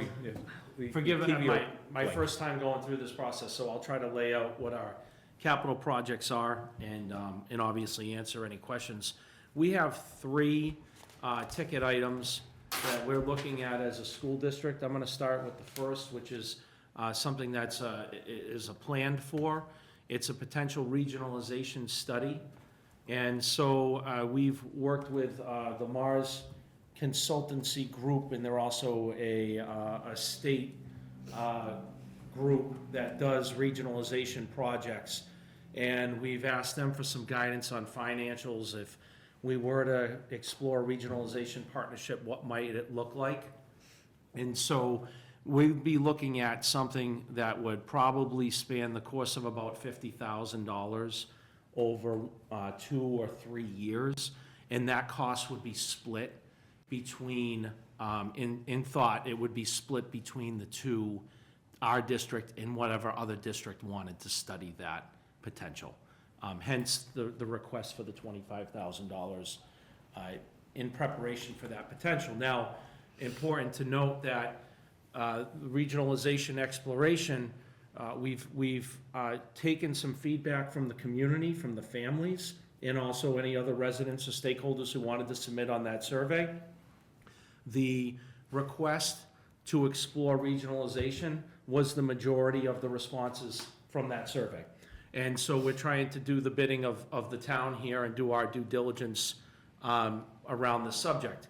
And so the school committee had sent letters to 4 of the surrounding communities, one which is already currently regionalized, that being the Berlin-Boylston School District, and then the second one being Wachusett. 2 are regionalized, not before. Yeah, Wachusett and Berlin, yeah, I'm sorry, the way I Said said, I said it in a complicated way, you're right. So those letters went out. We may have an update at our school committee meeting next week on some response, but regardless of all that, we want to preemptively have plans for if that were to move forward. Now, obviously, if it doesn't move forward, then that would relinquish the need for that $25,000. Take it one item at a time, or you? Yeah, no, that's fine. So you have an estimate at $50,000 over 3 years, you're saying, roughly? Yes, 2 to 3 years, yep. And, okay. So that would be seems straightforward. 25,000 for FY '27, is what you're saying. Potentially 25,000, and I'll throw it out there as over FY '27 and FY '28.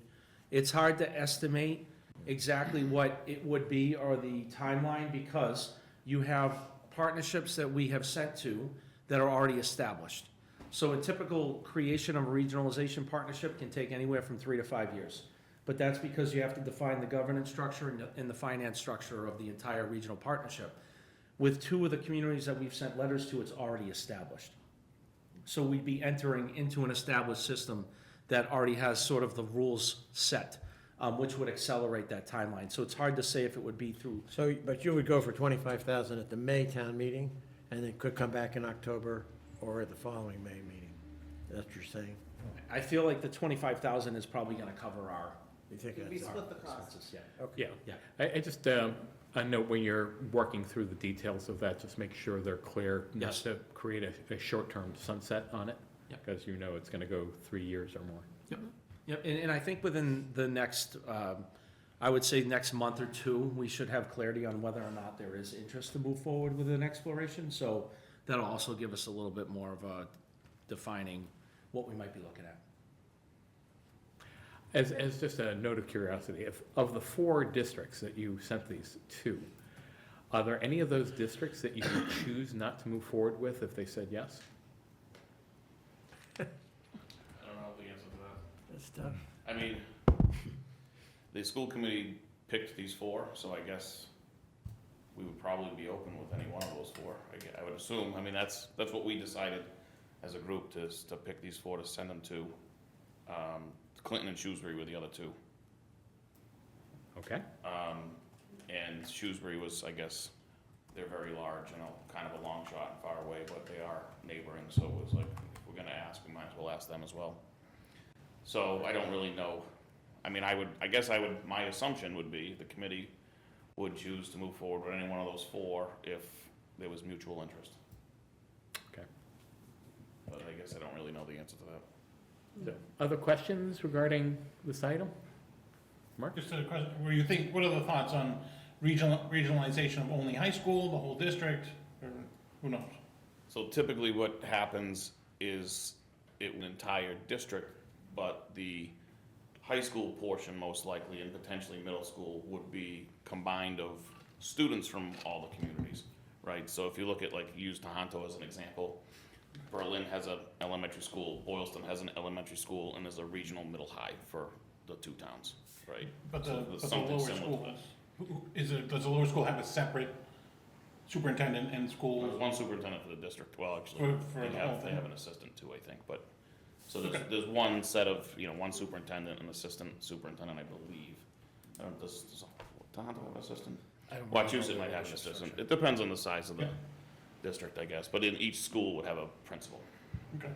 And I think too, Mark, to answer your question, part of the exploration process in and of itself may sort out ways in which the partnership could work. There might be ways that it could work that we might not even be thinking of, with some, redistricting of certain grade levels and the use of facilities across the town, so that would also help us figure that out if it did move forward. Yeah. Mark, I just, to kind of paraphrase one of our earlier meetings when we got together, just talking about what's the plan, not just an individual school or anything like that. This is part and parcel to trying to flesh out all the details of how the pieces would work together. They don't have all those answers quite yet. That's what they're working through. Well, all right, so that's where I was a little bit thinking, is that if you don't have an answer to this question, you don't even know how to move forward on what we got to do in our schools. You know, I think a safe answer is regardless what happens, we still need a building. We need money, right? yeah, We still need a building either way, because if we were gonna send our kids to a different high school, it might not be all of them, right? There could be some kind of hybrid model where the current middle high is used as a middle school and the high school goes somewhere else, but we still don't have a place for our elementary school kids, right? So somehow, some way, regionalization is still probably going to yield a new building somewhere.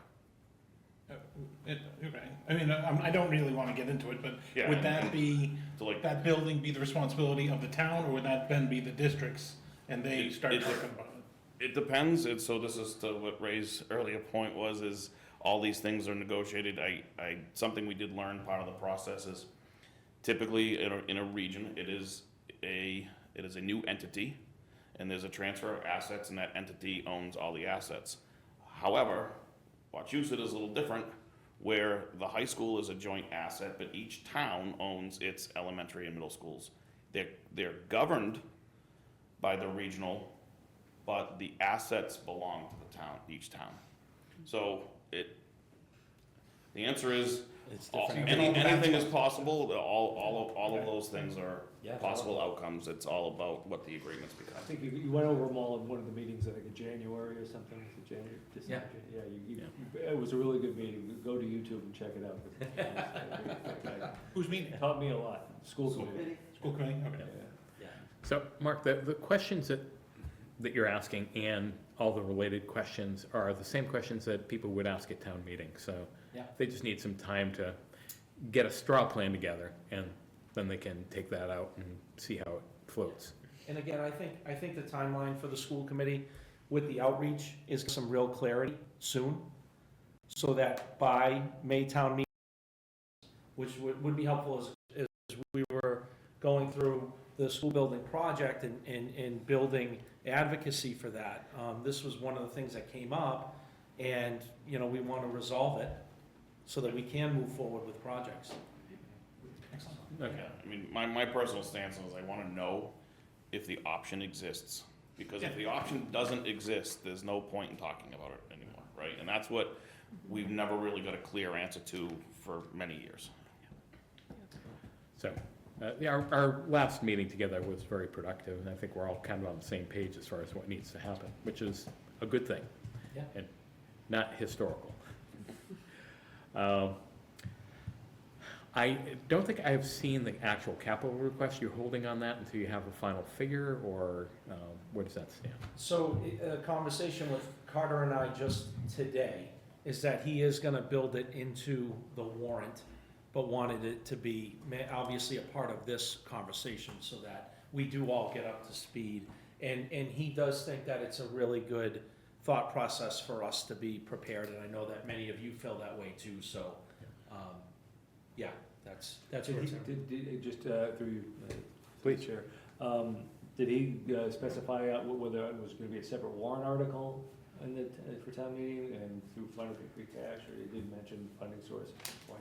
I don't know. No, Yeah, I'm okay. sorry about I- that, yeah. I had this Okay. conversation with him. The Sorry. intention is that all of the capital items would be in the capital Free cash. article, and that we would try to fund through free cash. Okay, thanks. But, you know, we just heard earlier that the Cruiser. police computers he wanted to separate out. I'm not quite sure why, but I don't have an issue with it either. Okay. Okay, so that's the new one. So we've talked about the other two capital items that the schools had submitted for the sidewalk repairs outside the elementary school and the high school. Do we want to hear more about that, or are we set on those topics? I'm set. Set? Yeah, I've been talking about it for a long time. I don't, we Before haven't, me. We haven't voted on them. Exactly right. We have not voted on them, but I think there's general concurrence that we would endorse it, but no promises. Okay, well, cruising right along, Right. let's talk operating budget. Again. So when we put together the first, all right, let me start from the beginning, I'm sorry. So coming in as the new superintendent, obviously I followed and watched the budget outcomes last year. I watched the impact of the budget outcomes with the reduction in force at the schools. I didn't fully understand what that meant until I came in as superintendent and actually started living it and started supporting programs and kids and families and staff and seeing where some of the gaps were in what we were able to provide as a appropriate education for the kids.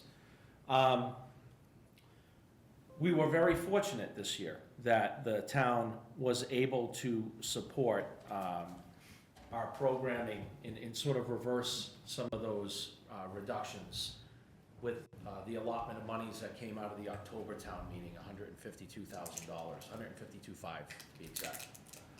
We were able to bring in under sort of a flexible model an elementary teacher to support literacy instruction.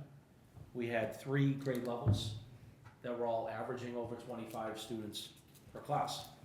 And just to give you a snapshot of the learning environment and where sort of modern education is at, right? So if you've ever been in Edwards and you've been in the classroom, so you see the space, right? Each of those spaces is about 750 square feet.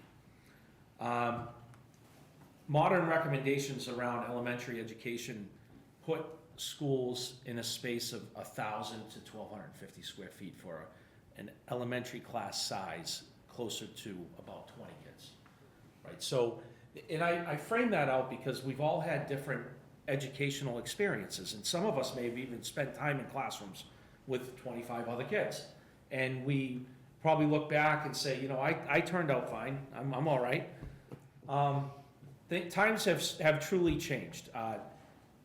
Not just the times that we're living in, the world we're living in, and how that's changed, but educational expectations have changed. And I'm not diminishing anything that any of us that have been through, but school, it tends to be a lot harder nowadays than it was before. The expectations have raised, the standards have risen. Kids are doing things in 6th grade now that many of us might not have done until high school, you know, and so the learning environment is very important. That's my long-winded overview of that. And so we fell into a situation where we're educating a very large number of kids, right? We're putting 30% more kids in a space that's 25 to 35% smaller than it should be. And so fortunately, the town was able to come through with funding. We were able to take that funding and try to create a flexible model to support the 3 grade levels that are in that situation. And it's not necessarily anything that could have been avoided per se, because the majority of these kids are our kids. They're our residents in West Boylston.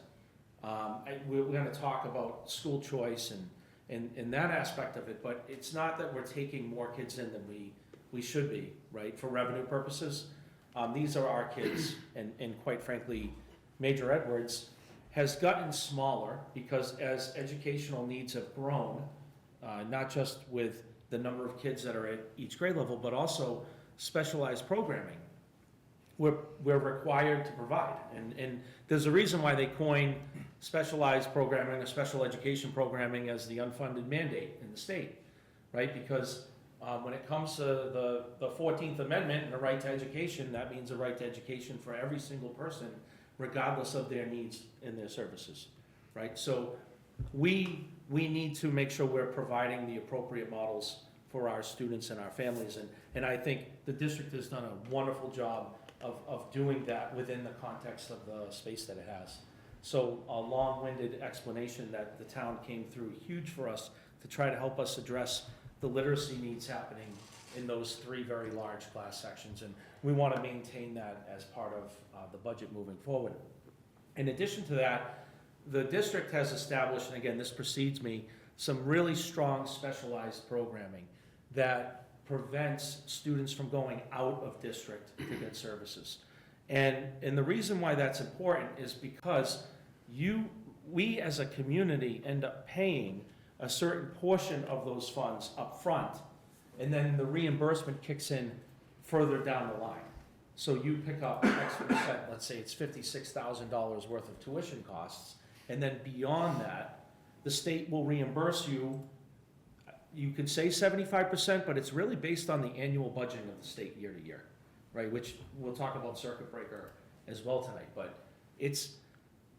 those programs are reducing the overall cost of our budget, and so they're very important to maintain.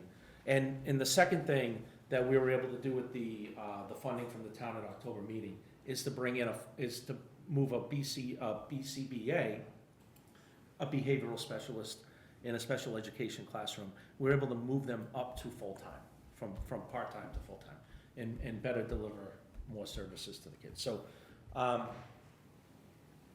with that being said, our budget coming into this year was 2.12% increase overall, but with the influx of that 152.5, that bumped our budget up to an over 3% increase. With that in mind, tried to be fiscally responsible as the new superintendent, and I came in and I spent a great deal of time with the team auditing the entire budget. Positions, expenditures, resources, everything, right? Because we really needed to identify as a leadership team what money was being spent on and where we needed to provide services and resources. So when you look at the overall spreadsheet, I hope what you notice is that while there is a much larger ask than what's been provided to the schools in past years, there's a lot of areas of efficiency, right? And I'll pull one out just to kind of highlight it. Transportation. So we're up for a new transportation contract this year. Transportation's expected to rise 15%, right, with a new contract. And that's an estimation, obviously. We've done work within this budget that with anticipation of that 15% increase, that we're estimating a 3.24% increase overall in transportation, right? So that's by taking efficiencies within our budget and moving things if we have to, but putting the right amounts that we feel are more efficient for the town into certain areas where we can be more efficient.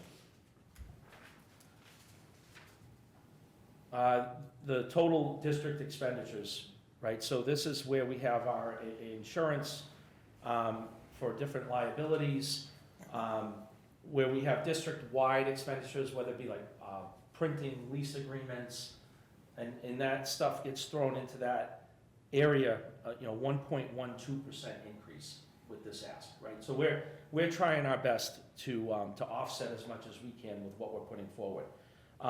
Reducing the total middle high school budget by 2.42%. We're reducing Major Edwards Elementary, that's instructional technology is the primary area where this is coming from, by 5.50%. The audit that we did in one area specifically, which was curriculum instruction and technology, by digging in, we were able to reduce shipping costs tremendously in both school districts, like both school buildings. We've realized that there's so much ordering going on that's not in some sort of systematic alignment, that shipping costs alone, than they had to be. That was presented by the town is a definite step in the right direction, and it's a really good step in the right direction. Where that puts us in terms of where we've come together as a full budget is we're still short just over $50,000, so $51,130, which is we're right there. If we were to get the additional $51,130, That puts the overall ask for increase of the schools at 3.46%. And when I say that, with that 3.46%, we reestablish programming, we reduce class sizes, we bring on new curriculum that's needed at the middle school level. Right, we originally had a plan that we were gonna bring it on for the middle school and the elementary school. We're parsing that out again to be a little more fiscally responsible. But I think overall, when you look at budgeting across different towns and municipalities, you'd be pretty hard, district that's coming to their town with an ask of 3.46% and saying, if we can get this, we get the kids and the families what they need. So that's kind of my overview of the budgeting process and where we're at, and I'm happy to answer any questions. I know there might be some specifics about, take it from there. Well, just a quick question. The current budget, does it include staff layoffs or a net loss in FTEs? This presentation of 3.46%, it includes a reaction. So it would be a reduction in certain areas with a hope to move staff into other areas. So like, for example, if we saw that there was an opportunity for efficiencies with class sizes at the high school level, which is something that we noticed, we looked at reallocating staff to another part of our programming where there were higher class size numbers, like the middle school level, for example. So it's hard to call it a layoff, because in many of these situations, folks are not losing their jobs, they're just being reassigned. And with the single position that we have that is a potential rift, reduction in force, we are trying to work with folks to help with recertification, so that if there is an opportunity in another area, that we can help them stay in district if this is where they want to be. So net FTE equivalent equal? this is an increase in FTEs of 2.0 at the high school level, and with the position that we got from the town, it's that 1.5% increase at the elementary level, so net 3.5 position But increase. you're carrying that over from this year, correct? That Yes. 1.5? Yeah. Because that's already in the budget, that's baked into the base budget, right? It is, it's built into our ask, yeah, absolutely, and it's built into the first proposal from the town. Yeah, I think that 1.5 was not originally included in last year's Last year, but budget, it was right? added. So, It was so added, it's added in the current school year, but we are highlighting that we still need that piece to maintain that. Okay, so the number that you showed me for fiscal year '26, that number's not in there because it was added later, correct? The original number, Yeah. right? The original number. Do you have the original, or I did trust you that's have the- probably why you have such a high increase in the special ed in system-wide, Major Edwards, and middle school. Those were some big salary increases, and I'm just wondering if that's probably in that number, that increase, because it wasn't in last year's budget. Yeah, it is in the 14,589, 914, yeah, Christie added it in there, so that it accounted for that increase from the town, which is why, Chris, when you look at the column to the right, with that addition, it's a 3.11% increase with what the town has put forth as a starting point for the budget, so. But yes, it does include the 152.5. Yep. It also includes in our current budget, so as we went through this process, we were at a little bit of a higher deficit until maybe a couple weeks ago, when we first started really building out what it was that what we could do and what we couldn't do.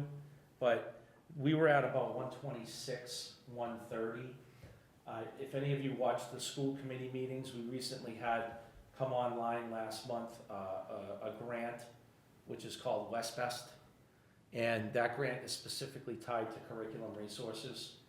And so originally we had an allocation for curriculum resources that was about $75,000 higher within the budget. We replaced that with West Best.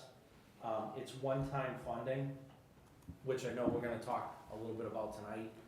And we wanna sustain the opportunity to continue to get curriculum resources on a cycle, right? But what we did was we parsed out that cycle and we said, last year, the town and the district invested in a new literacy program for pre-K through 5.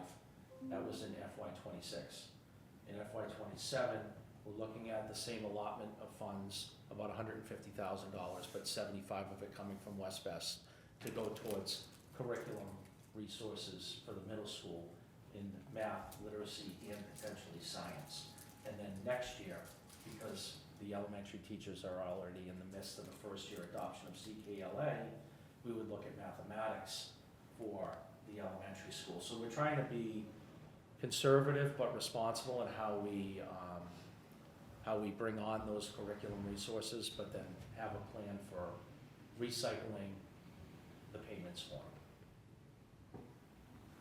Well, I guess as a suggestion, why don't we go through the revenue side first? Sure. Have you walk us through those? I think we have some new members. I think a more detailed explanation of school choice would be helpful. Oh, sure, yep. And I gotta say, I don't always understand the circuit breaker, so wouldn't mind hearing that one again from a new perspective.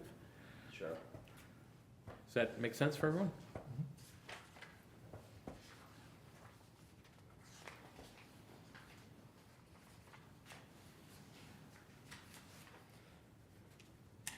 All right, so when you look at our revenue breakdown as a school district, we'll start with the town appropriation because that's probably the most straightforward.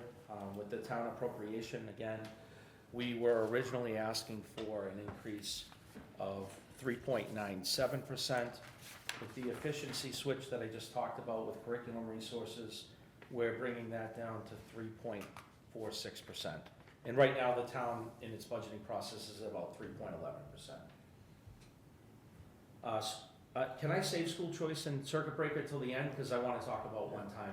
You're in charge. Is that cool? You Okay. take it however you All want. right. We take in about 35,000 in FY '26. We're predicting 38,000 for FY '27 with transportation fees. That's the fee that families pay for the big yellow bus transportation.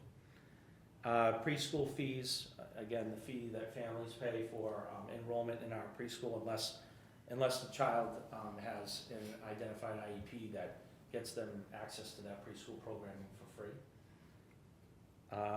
Federal grant funding, we have certain grants that are coming in. Title I funds a position at the elementary school. We have IDEA federal funding. We have a small allotment of Title II and Title IV funding, which I hesitate to say whether or not that will be available to the schools moving forward. We tried to make preparations for that by putting it more towards like professional development experiences where it is truly being used as a one-time fund.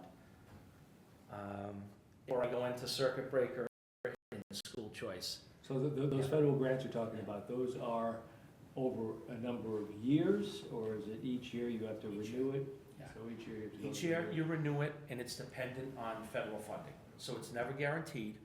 The first shakeup we saw with that, which I'm sure many of you were aware of, is when there was a stop payment put on all federal grants to schools recently, and so we kind of waited to see what was gonna happen with that. The federal government ended up moving those funds forward as whole, but also with some rumor mill that we might not be able to rely on certain elements of that federal grant.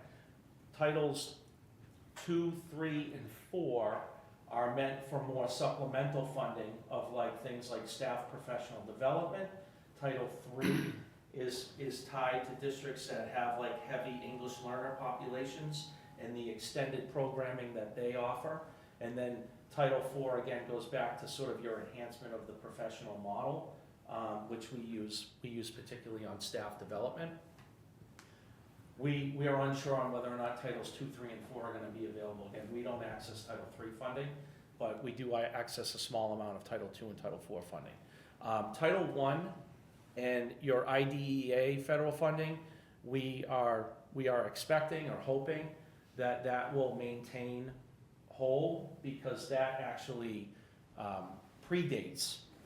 A lot of this is tied into the change in the US Department of Education.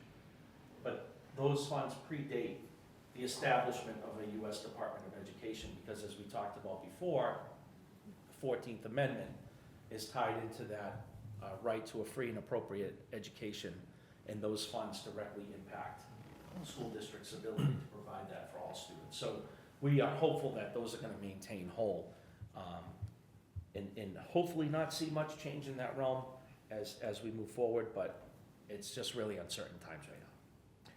So, on the questions you have put out there, the transportation funds, you're showing going up.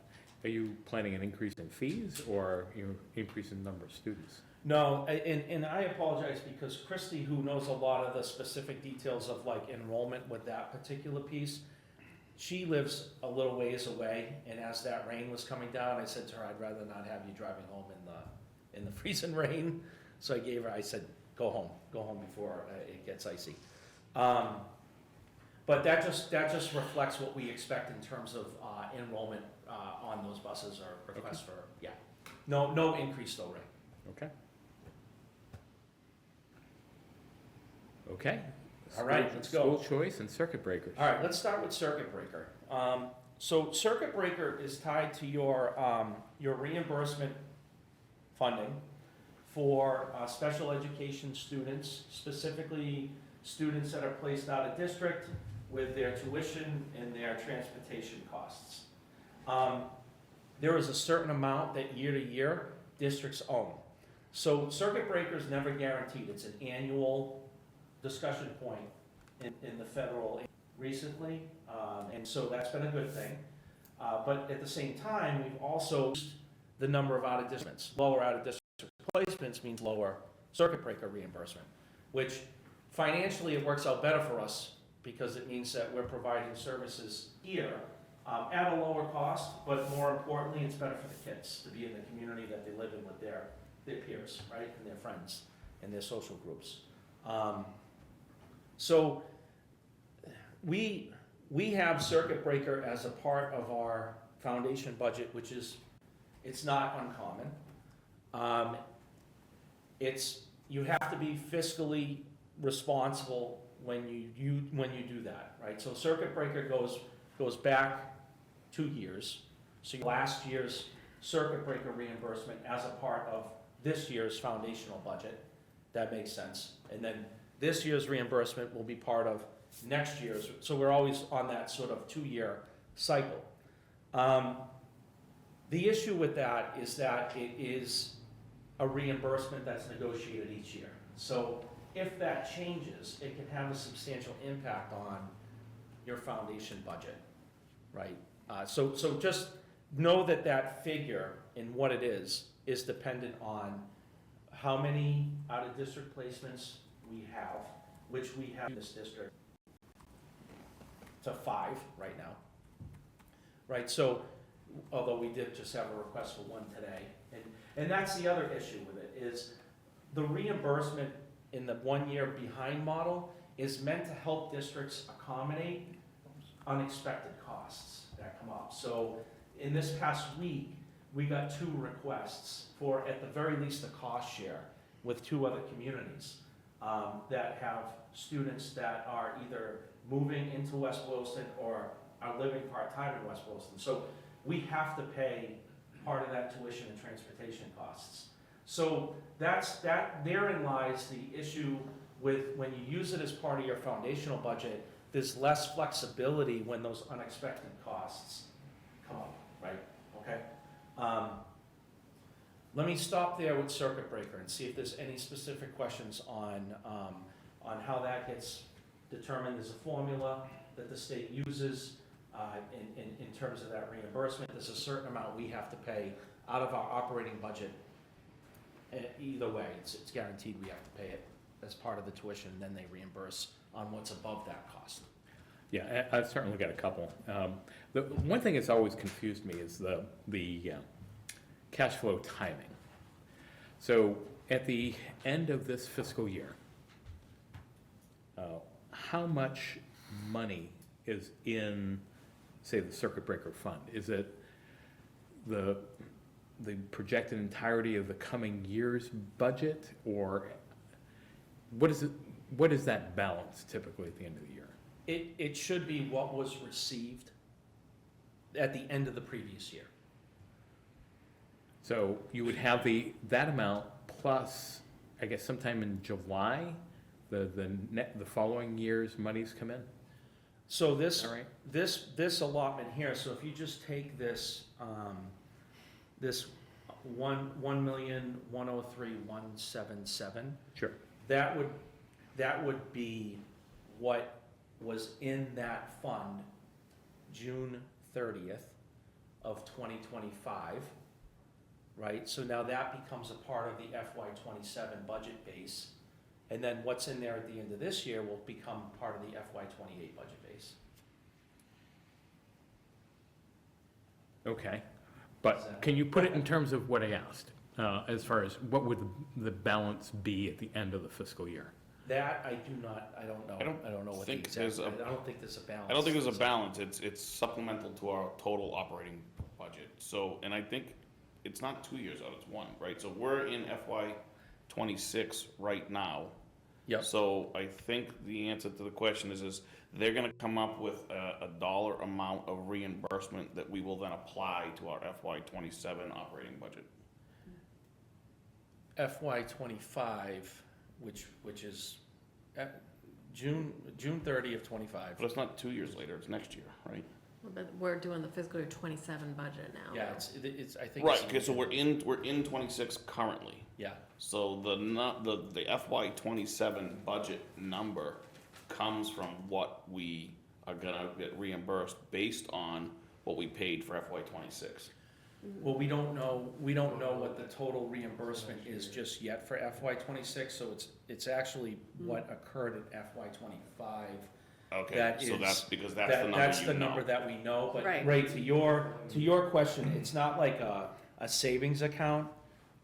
It would become like part of that foundational budget, whatever the reimbursement is what practice. So it just becomes Okay. part of the operating budget, it's not a revolving account, I guess. is So the- you're basing this on the You last have- year's, oh. last year's history. Let me answer this one more time, if you don't mind. By the guidelines, so like I had said, what we took in FY25 has to be spent come FY27, the whole amount, right? So we can't retain money in that line and carry it over, which I think that was part of your question. And I'm Well- sorry, because I didn't explain that well at the beginning. For instance, if I was looking at the average fund balance, is it dipping down to zero and then popping back up in July and coming back down, or is There it, isn't a fund balance, or does it come down to the amount of that prior fiscal year's reimbursement and then pop up in July when you get the next tranche?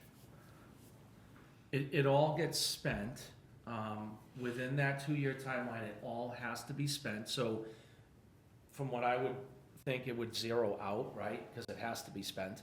We don't wanna not use it. And then it would be replenished going into the next fiscal year with what you received from the previous fiscal year in terms of your reimbursement rate, because you have to expend, and then you have to do the year of expenses, and then you get reimbursed on it, so it's, like I said, by June 30th of 2025, we had expended all those expenses, we had our reimbursement rate, which would then come in for the following year. But it would come When do you- in '26, it would come in after the end of fiscal year '25. But we don't know what it is until, You don't know. yeah, so that's why it goes That's why into the you're- That's why following. you're looking back at the Right. calendar year. Exactly, yeah. And you get that all in one check, right, or one EFT. More recent years, but it has traditionally been like around 75%. That's, and that's over a certain amount, so let's say we own the first $56,000 of an out-of-district tuition Per student. per student, and those aren't set either, so you could have one student whose tuition is $250,000, you could have another student whose tuition is $150,000. And you have to pay the first set block of that tuition, and also the transportation costs, although transportation, they've been pushing towards 100% reimbursement. Again, it's all dependent on whether or not it can hold within the governor's budget. But with tuition costs, you could be reimbursed a larger amount for a larger tuition because you're getting, let's say it's 75% of that larger tuition back. You still have to pay 25% of the larger tuition above the $56,000 that you already had to pay. But then, it's like a sliding scale, so it's, yeah. I just wanted everybody to hear that, 'cause Yeah, of I've course. never gotten that level of detail, and So it's essentially, helpful. we own a minimum, and then there's a reimbursement of the 75% above Yeah, that and, minimum. but I think what's really important, Ray, you asked a great question, and I should have led with this.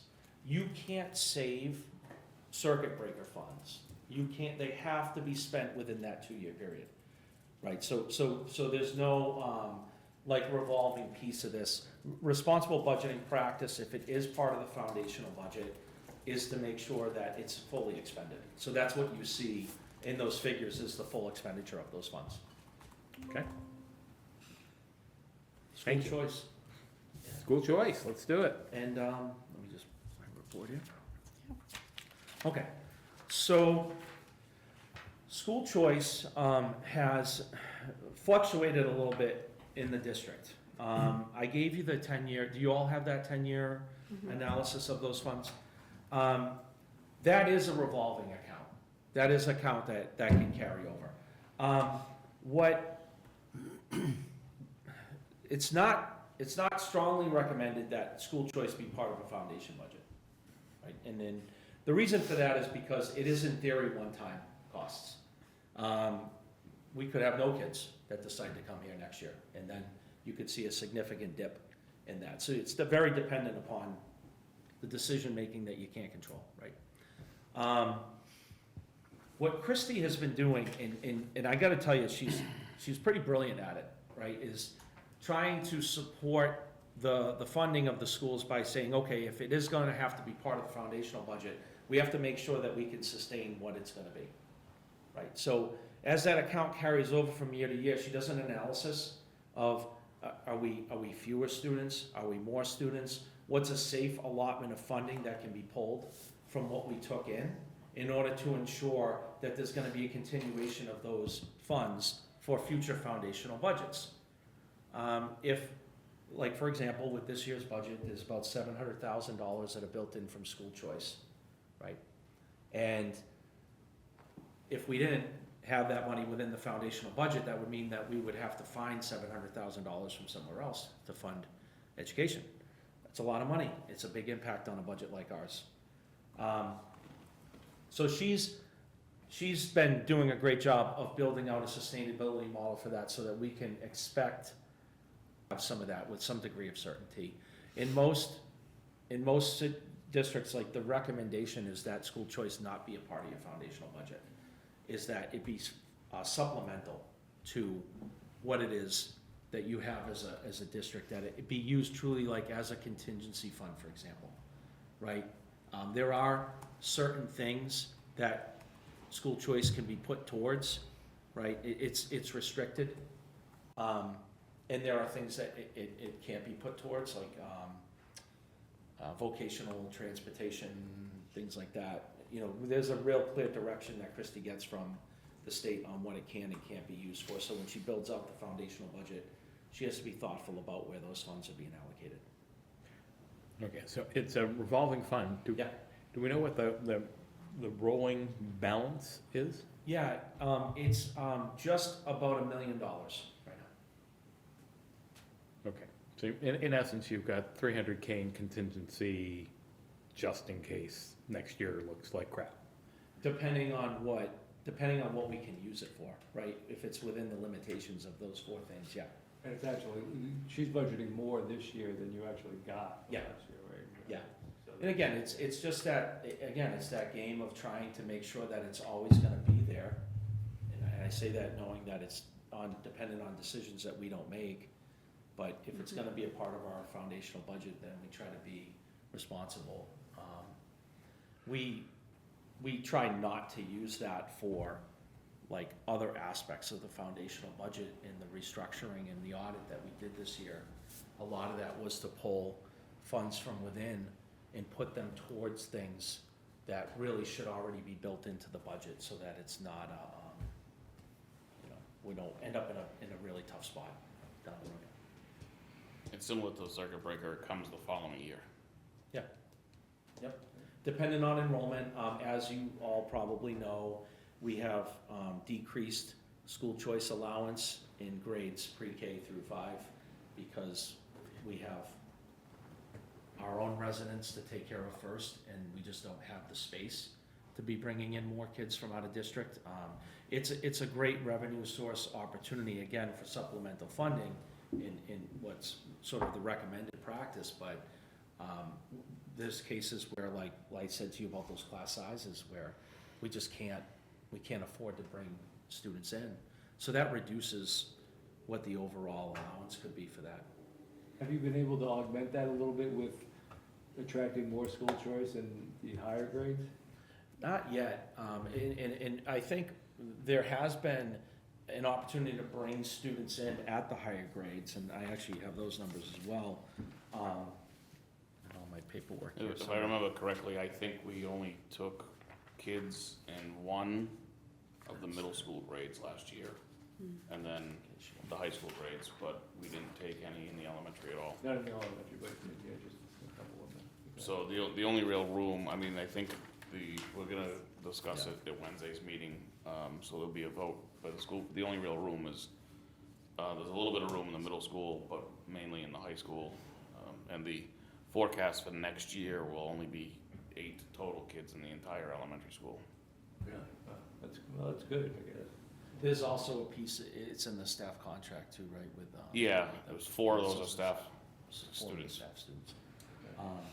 We do have, I was looking at it earlier today, and I did print it, but I left it with my school committee stuff, I apologize for that.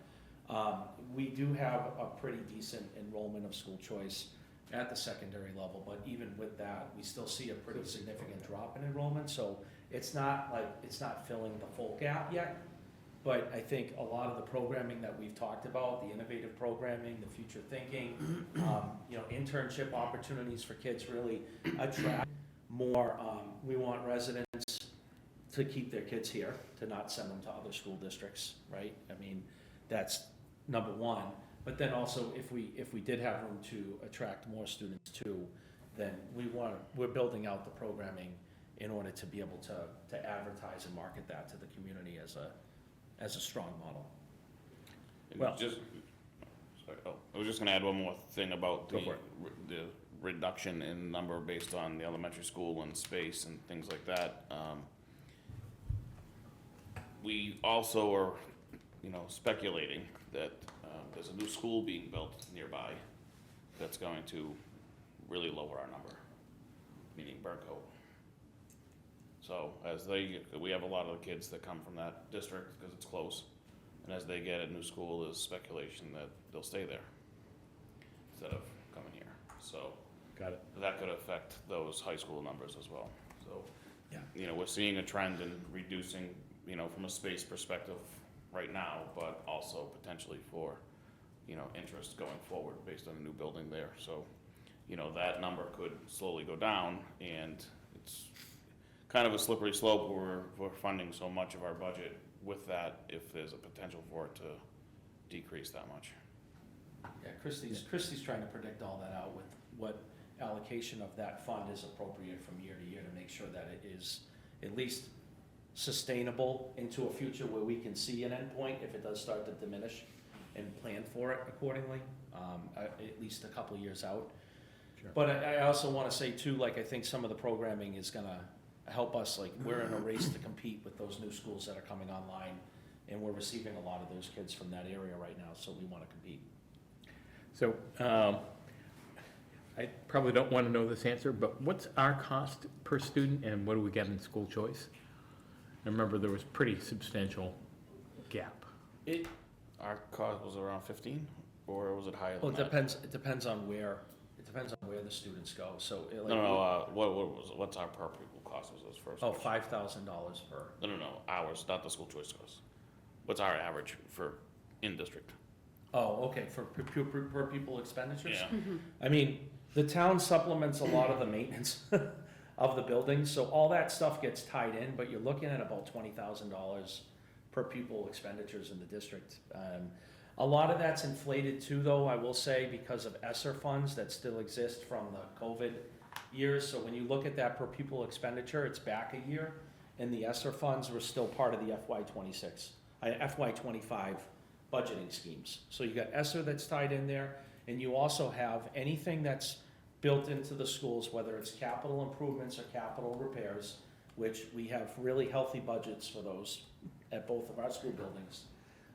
That also gets pulled into your per pupil expenditure. So from my perspective as an education leader, it's inflated because of those reasons, but yeah. And what we get for school choice students in We- general? We take in Average? about $5,000, but it depends. So again, it's not a very linear budgeting scheme, because if a student comes in and has special needs and they're on an IEP, there's a way that the state determines the funding formula or the allocation of funds that comes from the sending district to us. So that can fluctuate. Okay, thank you. Yeah, no problem. Okay, any other questions on revenue side? I have sort of a functional question about it. It seems like some of these things, well, first of all, this seems like a impossible situation that you're putting a budget together with so many undetermineds, but anyways. Statistics are your friend. So is the town. The town does the same thing. We I don't know. know what we're getting from the state. It's the reality we live in, I guess. My question is about, you mentioned some are not rollovers, a bowl, you have to, spend them all in the year and things like that. Is there a strategy to make sure that they never get clawed back? I mean, make sure that this works out? You talking circuit breaker? I don't care. I mean, any of the money that has a spend time limit. So that would be like circuit breakers on that 2-year thread, so we build it in as part of the operating budget to expend it. And then obviously with our annual operating budget, you have things that can change within the year, like salary can change, right? You could have a teacher, you could go into FY27 and say, this is our personnel carryover. We have a 4 point, whatever percentage increase in terms of our personnel costs. And then somebody resigns, you hire a new person that could be more expensive, or they could be less expensive, right? So that could change. I think when it comes to the capital needs of the schools, and again, I'm going through my first cycle with anything that might be left over. So I think that's where we should be working with the town to address some of the capital needs that might come up. But it's kind of the school committee's discretion, because it's their budget. But obviously, there's some real needs that we have, and I think we would discuss those and make sure that money got expended, right? I mean, we want to. I think all of it except for school choice has to be expended. Yes. All of those things have to be. So there's School nothing choice that- is the only revolving roll over account. something? Well, like you said, School circuit choice. breaker has 2 years, but school choice is the only thing that goes in a revolving account. Okay. So with school choice, we theoretically could put 0 from school choice into the budget, take all that money in and not spend any of it, theoretically. But that's the only account out of these funding sources that is like that. All the other ones have to be spent in the fiscal year. And the reason I'm asking the question is like, there's a lot of things you say that the funding is determined later, or, second year or something like that. Yeah. Does it happen ever that either you have like a windfall year where everything sort of worked out nicely, or so you have a lot of money to spend and it can't be rolled over, to make sure that in the subsequent years or another year, when it doesn't windfall, you have some cushion or some contingency or something like that? I don't know how you do it. Anything that's not spent goes back to the town. Yeah. And if you overspend, we get a problem. So everything, Then we have so to figure out where to anything, get money from. so any windfall that came in that wasn't spent is not retained in school budget? It goes back to town budget? Right, the school budget's Free cash or something? it goes back to the town and then it becomes, probably becomes free cash or whatever. We have to spend that money or. But you always spend it, so it's a esoteric question. Yeah, I mean, I think if you're dedicating it, And did I cut you off? I'm sorry. No, no, I think if you're dedicating it to the needs of the schools and as long as the expenditures that are decided upon by the school committee make sense, then you know, you've dedicated that operating budget anyways. Oh, right, no, it's not that, it's when you were saying that like some things get reimbursed a year later. Yeah. You don't even know what's gonna happen, so that We might plan be to more use than them you till that expect. year. You know what I mean? You don't use them until we know what it is. Okay. For that, it's only the two. There's just circuit breaker and school Okay. choice that comes Yeah. after. Cycle later, okay. Everything else that we have here is pretty much determined by the time July 1st comes. And those things have to be used or returns to where it came from. Okay, other questions? Okay, I'm not sure what is best to do from the expense side. You've talked generalities, and is there specific interest from anyone to go on highlights or line by line? Any preferences on how we talk expenses? I just have a question which always comes up, but, and I think it kind of settles down to the last table that you showed, the budget overview, which is, obviously the increase year over year by category, regular ed, vocational ed, and special ed, and the winner is special ed by a huge amount. Yeah. And I'm just, is that just a better, more resources towards the existing population needing, IPs, whatever it might be? Or have we had a greater influx of or identification of children needing more specialized services? Yeah, Or it's a little reach? it's a great question, and I would say it's a bit of both, Chris. When I was talking earlier, and I talked about, I'm pretty proud of the 3.46%. When you look at other districts, you'll usually see much higher percentages than that. And part of the reason for that is the inability to provide the special education programming, because while those staffing expenses are expensive, they're not cheap.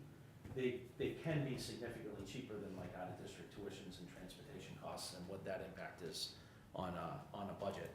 So that's why I say it's a bit of both. Like you're making an investment in those services, but we're also creating a much more sustainable model from year to year than what other districts might be experiencing. I referenced Clinton in my budget information session, and I got my hand slapped by a friend out in Clinton. Because, when they had first published within the item, they were at 12.5% for their annual increase in education. And, and obviously they're gonna scale that back. But, if whatever it becomes, I don't know if it's gonna become 3.46%. So, but, and a lot of that might be tied to what their expenses are. And so, just focusing on us, the better investment we make in those programs, the more financially responsible and sustainable our budget will be from year to year in terms of what we can predict. So that's why I said it's both when I answered. Did I answer all parts of it? Yeah, no, you did, but that just naturally leads me to a follow-up. Is that at the expense of regular education? Oh, sure. Or, I don't feel that, no, absolutely not. In fact, I feel that we are moving regular education in the right direction as well, too. Like, for example, when we looked at the reallocation of staffing, right, and you talk about the reallocation of full-time teacher equivalents, or FTEs, we say, into the middle school model, right? Regular education, or what we call for special education students, an inclusive setting with their peers, with their age-appropriate peers, that we're reducing the class sizes in those areas too, because it's needed. So I would say we're able to do both with what plan we've put together. Thank you. Yeah. But just to add, as though that number does have a lot of unfunded in poorly funded mandates. Right? So, Poorly funded, yeah. yeah, I have to call it poorly funded because it's not fully unfunded because we do get circuit breaker. But the point is that's a large portion of our budget for about 15% of our students. Yeah. It is. Yeah. Quinn, you had a question? Yeah, just to add on to the special education, could you be a little more specific or have some examples on what is that increase going to? Is it capacity from new teachers? Is it Sure. someone's going out on a leave and we have to backfill them? Yeah, no, thank you. So an increase in personnel for special education. 1.0 kindergarten special education teacher.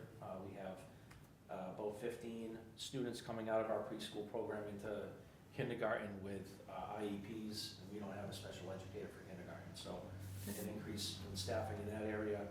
Personnel increases at the high school. Again, like when I talk about the investment in specialized program preventing out of district placement, because we're a small district, what we have done in order to make do is we've provided services in blended settings, which isn't, it's allowed, but it's not something that I would continue to recommend moving forward, right? As a person that's coming in and looking at this a little differently, and working with the school committee on this and saying, this is an opportunity for us to get better at the services we're providing to these kids and their families. And so we're looking at, like, for example, therapeutic learning is an important part of what's being provided in schools.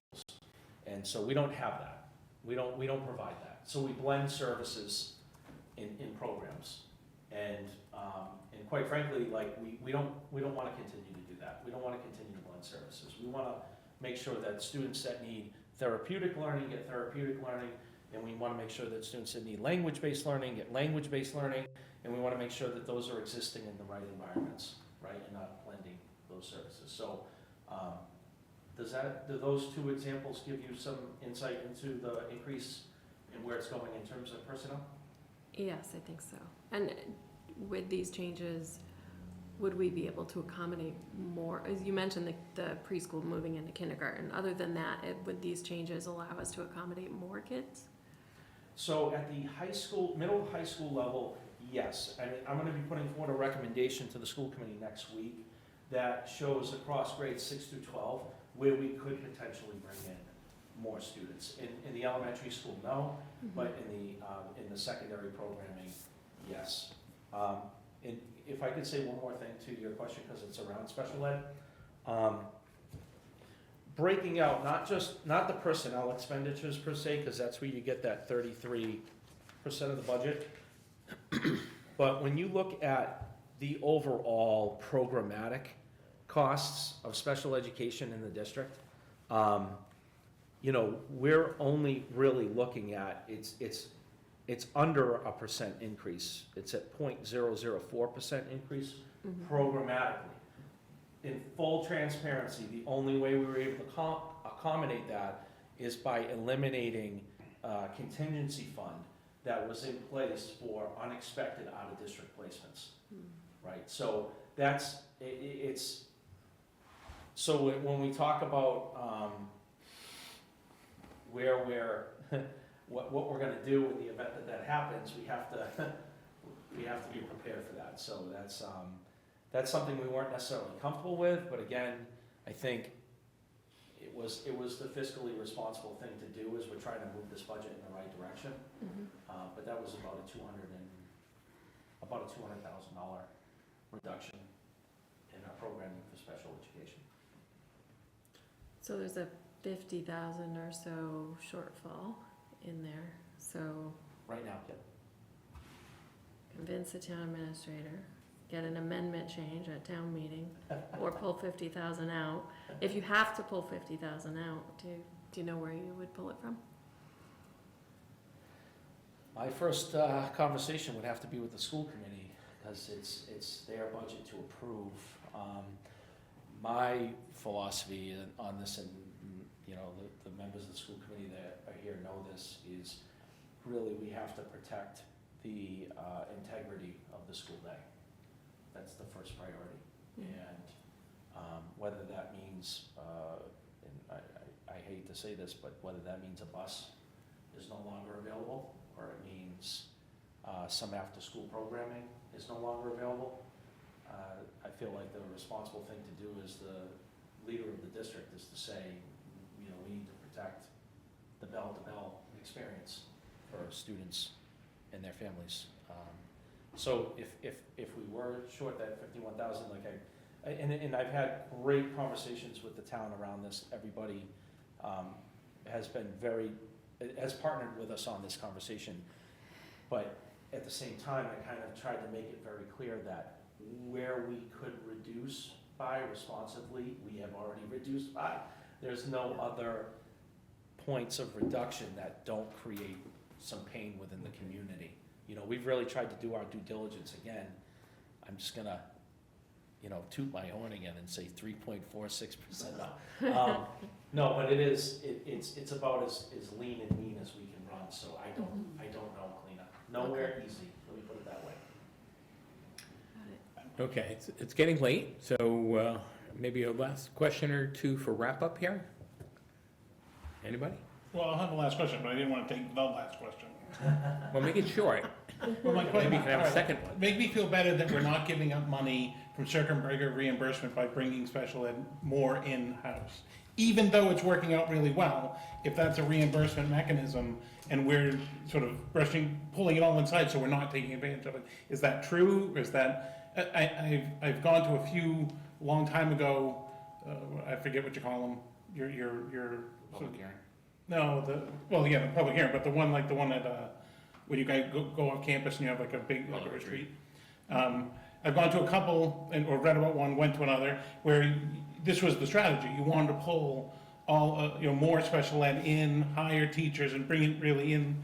Is that not in sync with the circuit breaker formula idea? I mean, there are other schools doing the opposite and sending it out to be You reimbursed. get reimbursed far less than we spend, I was hearing 75% or something? minus the 56,000. Oh, We I pay don't know. 50,000 and then we get 75%-ish, maybe, on what is left over from that. Yeah, so Okay. if So you- it's not So we could be spending 200,000 and get back 100,000. okay, and, So you're not It's making still- money from circuit breaker, Well, you're getting okay. reimbursed, and you're getting reimbursed less. okay, I mean, if that's the case, I didn't want to, it was sounding like we were giving up a reimbursement mechanism. I think the I get what the you're short saying. answer of it is it's going to be less expensive for us to educate them in-house.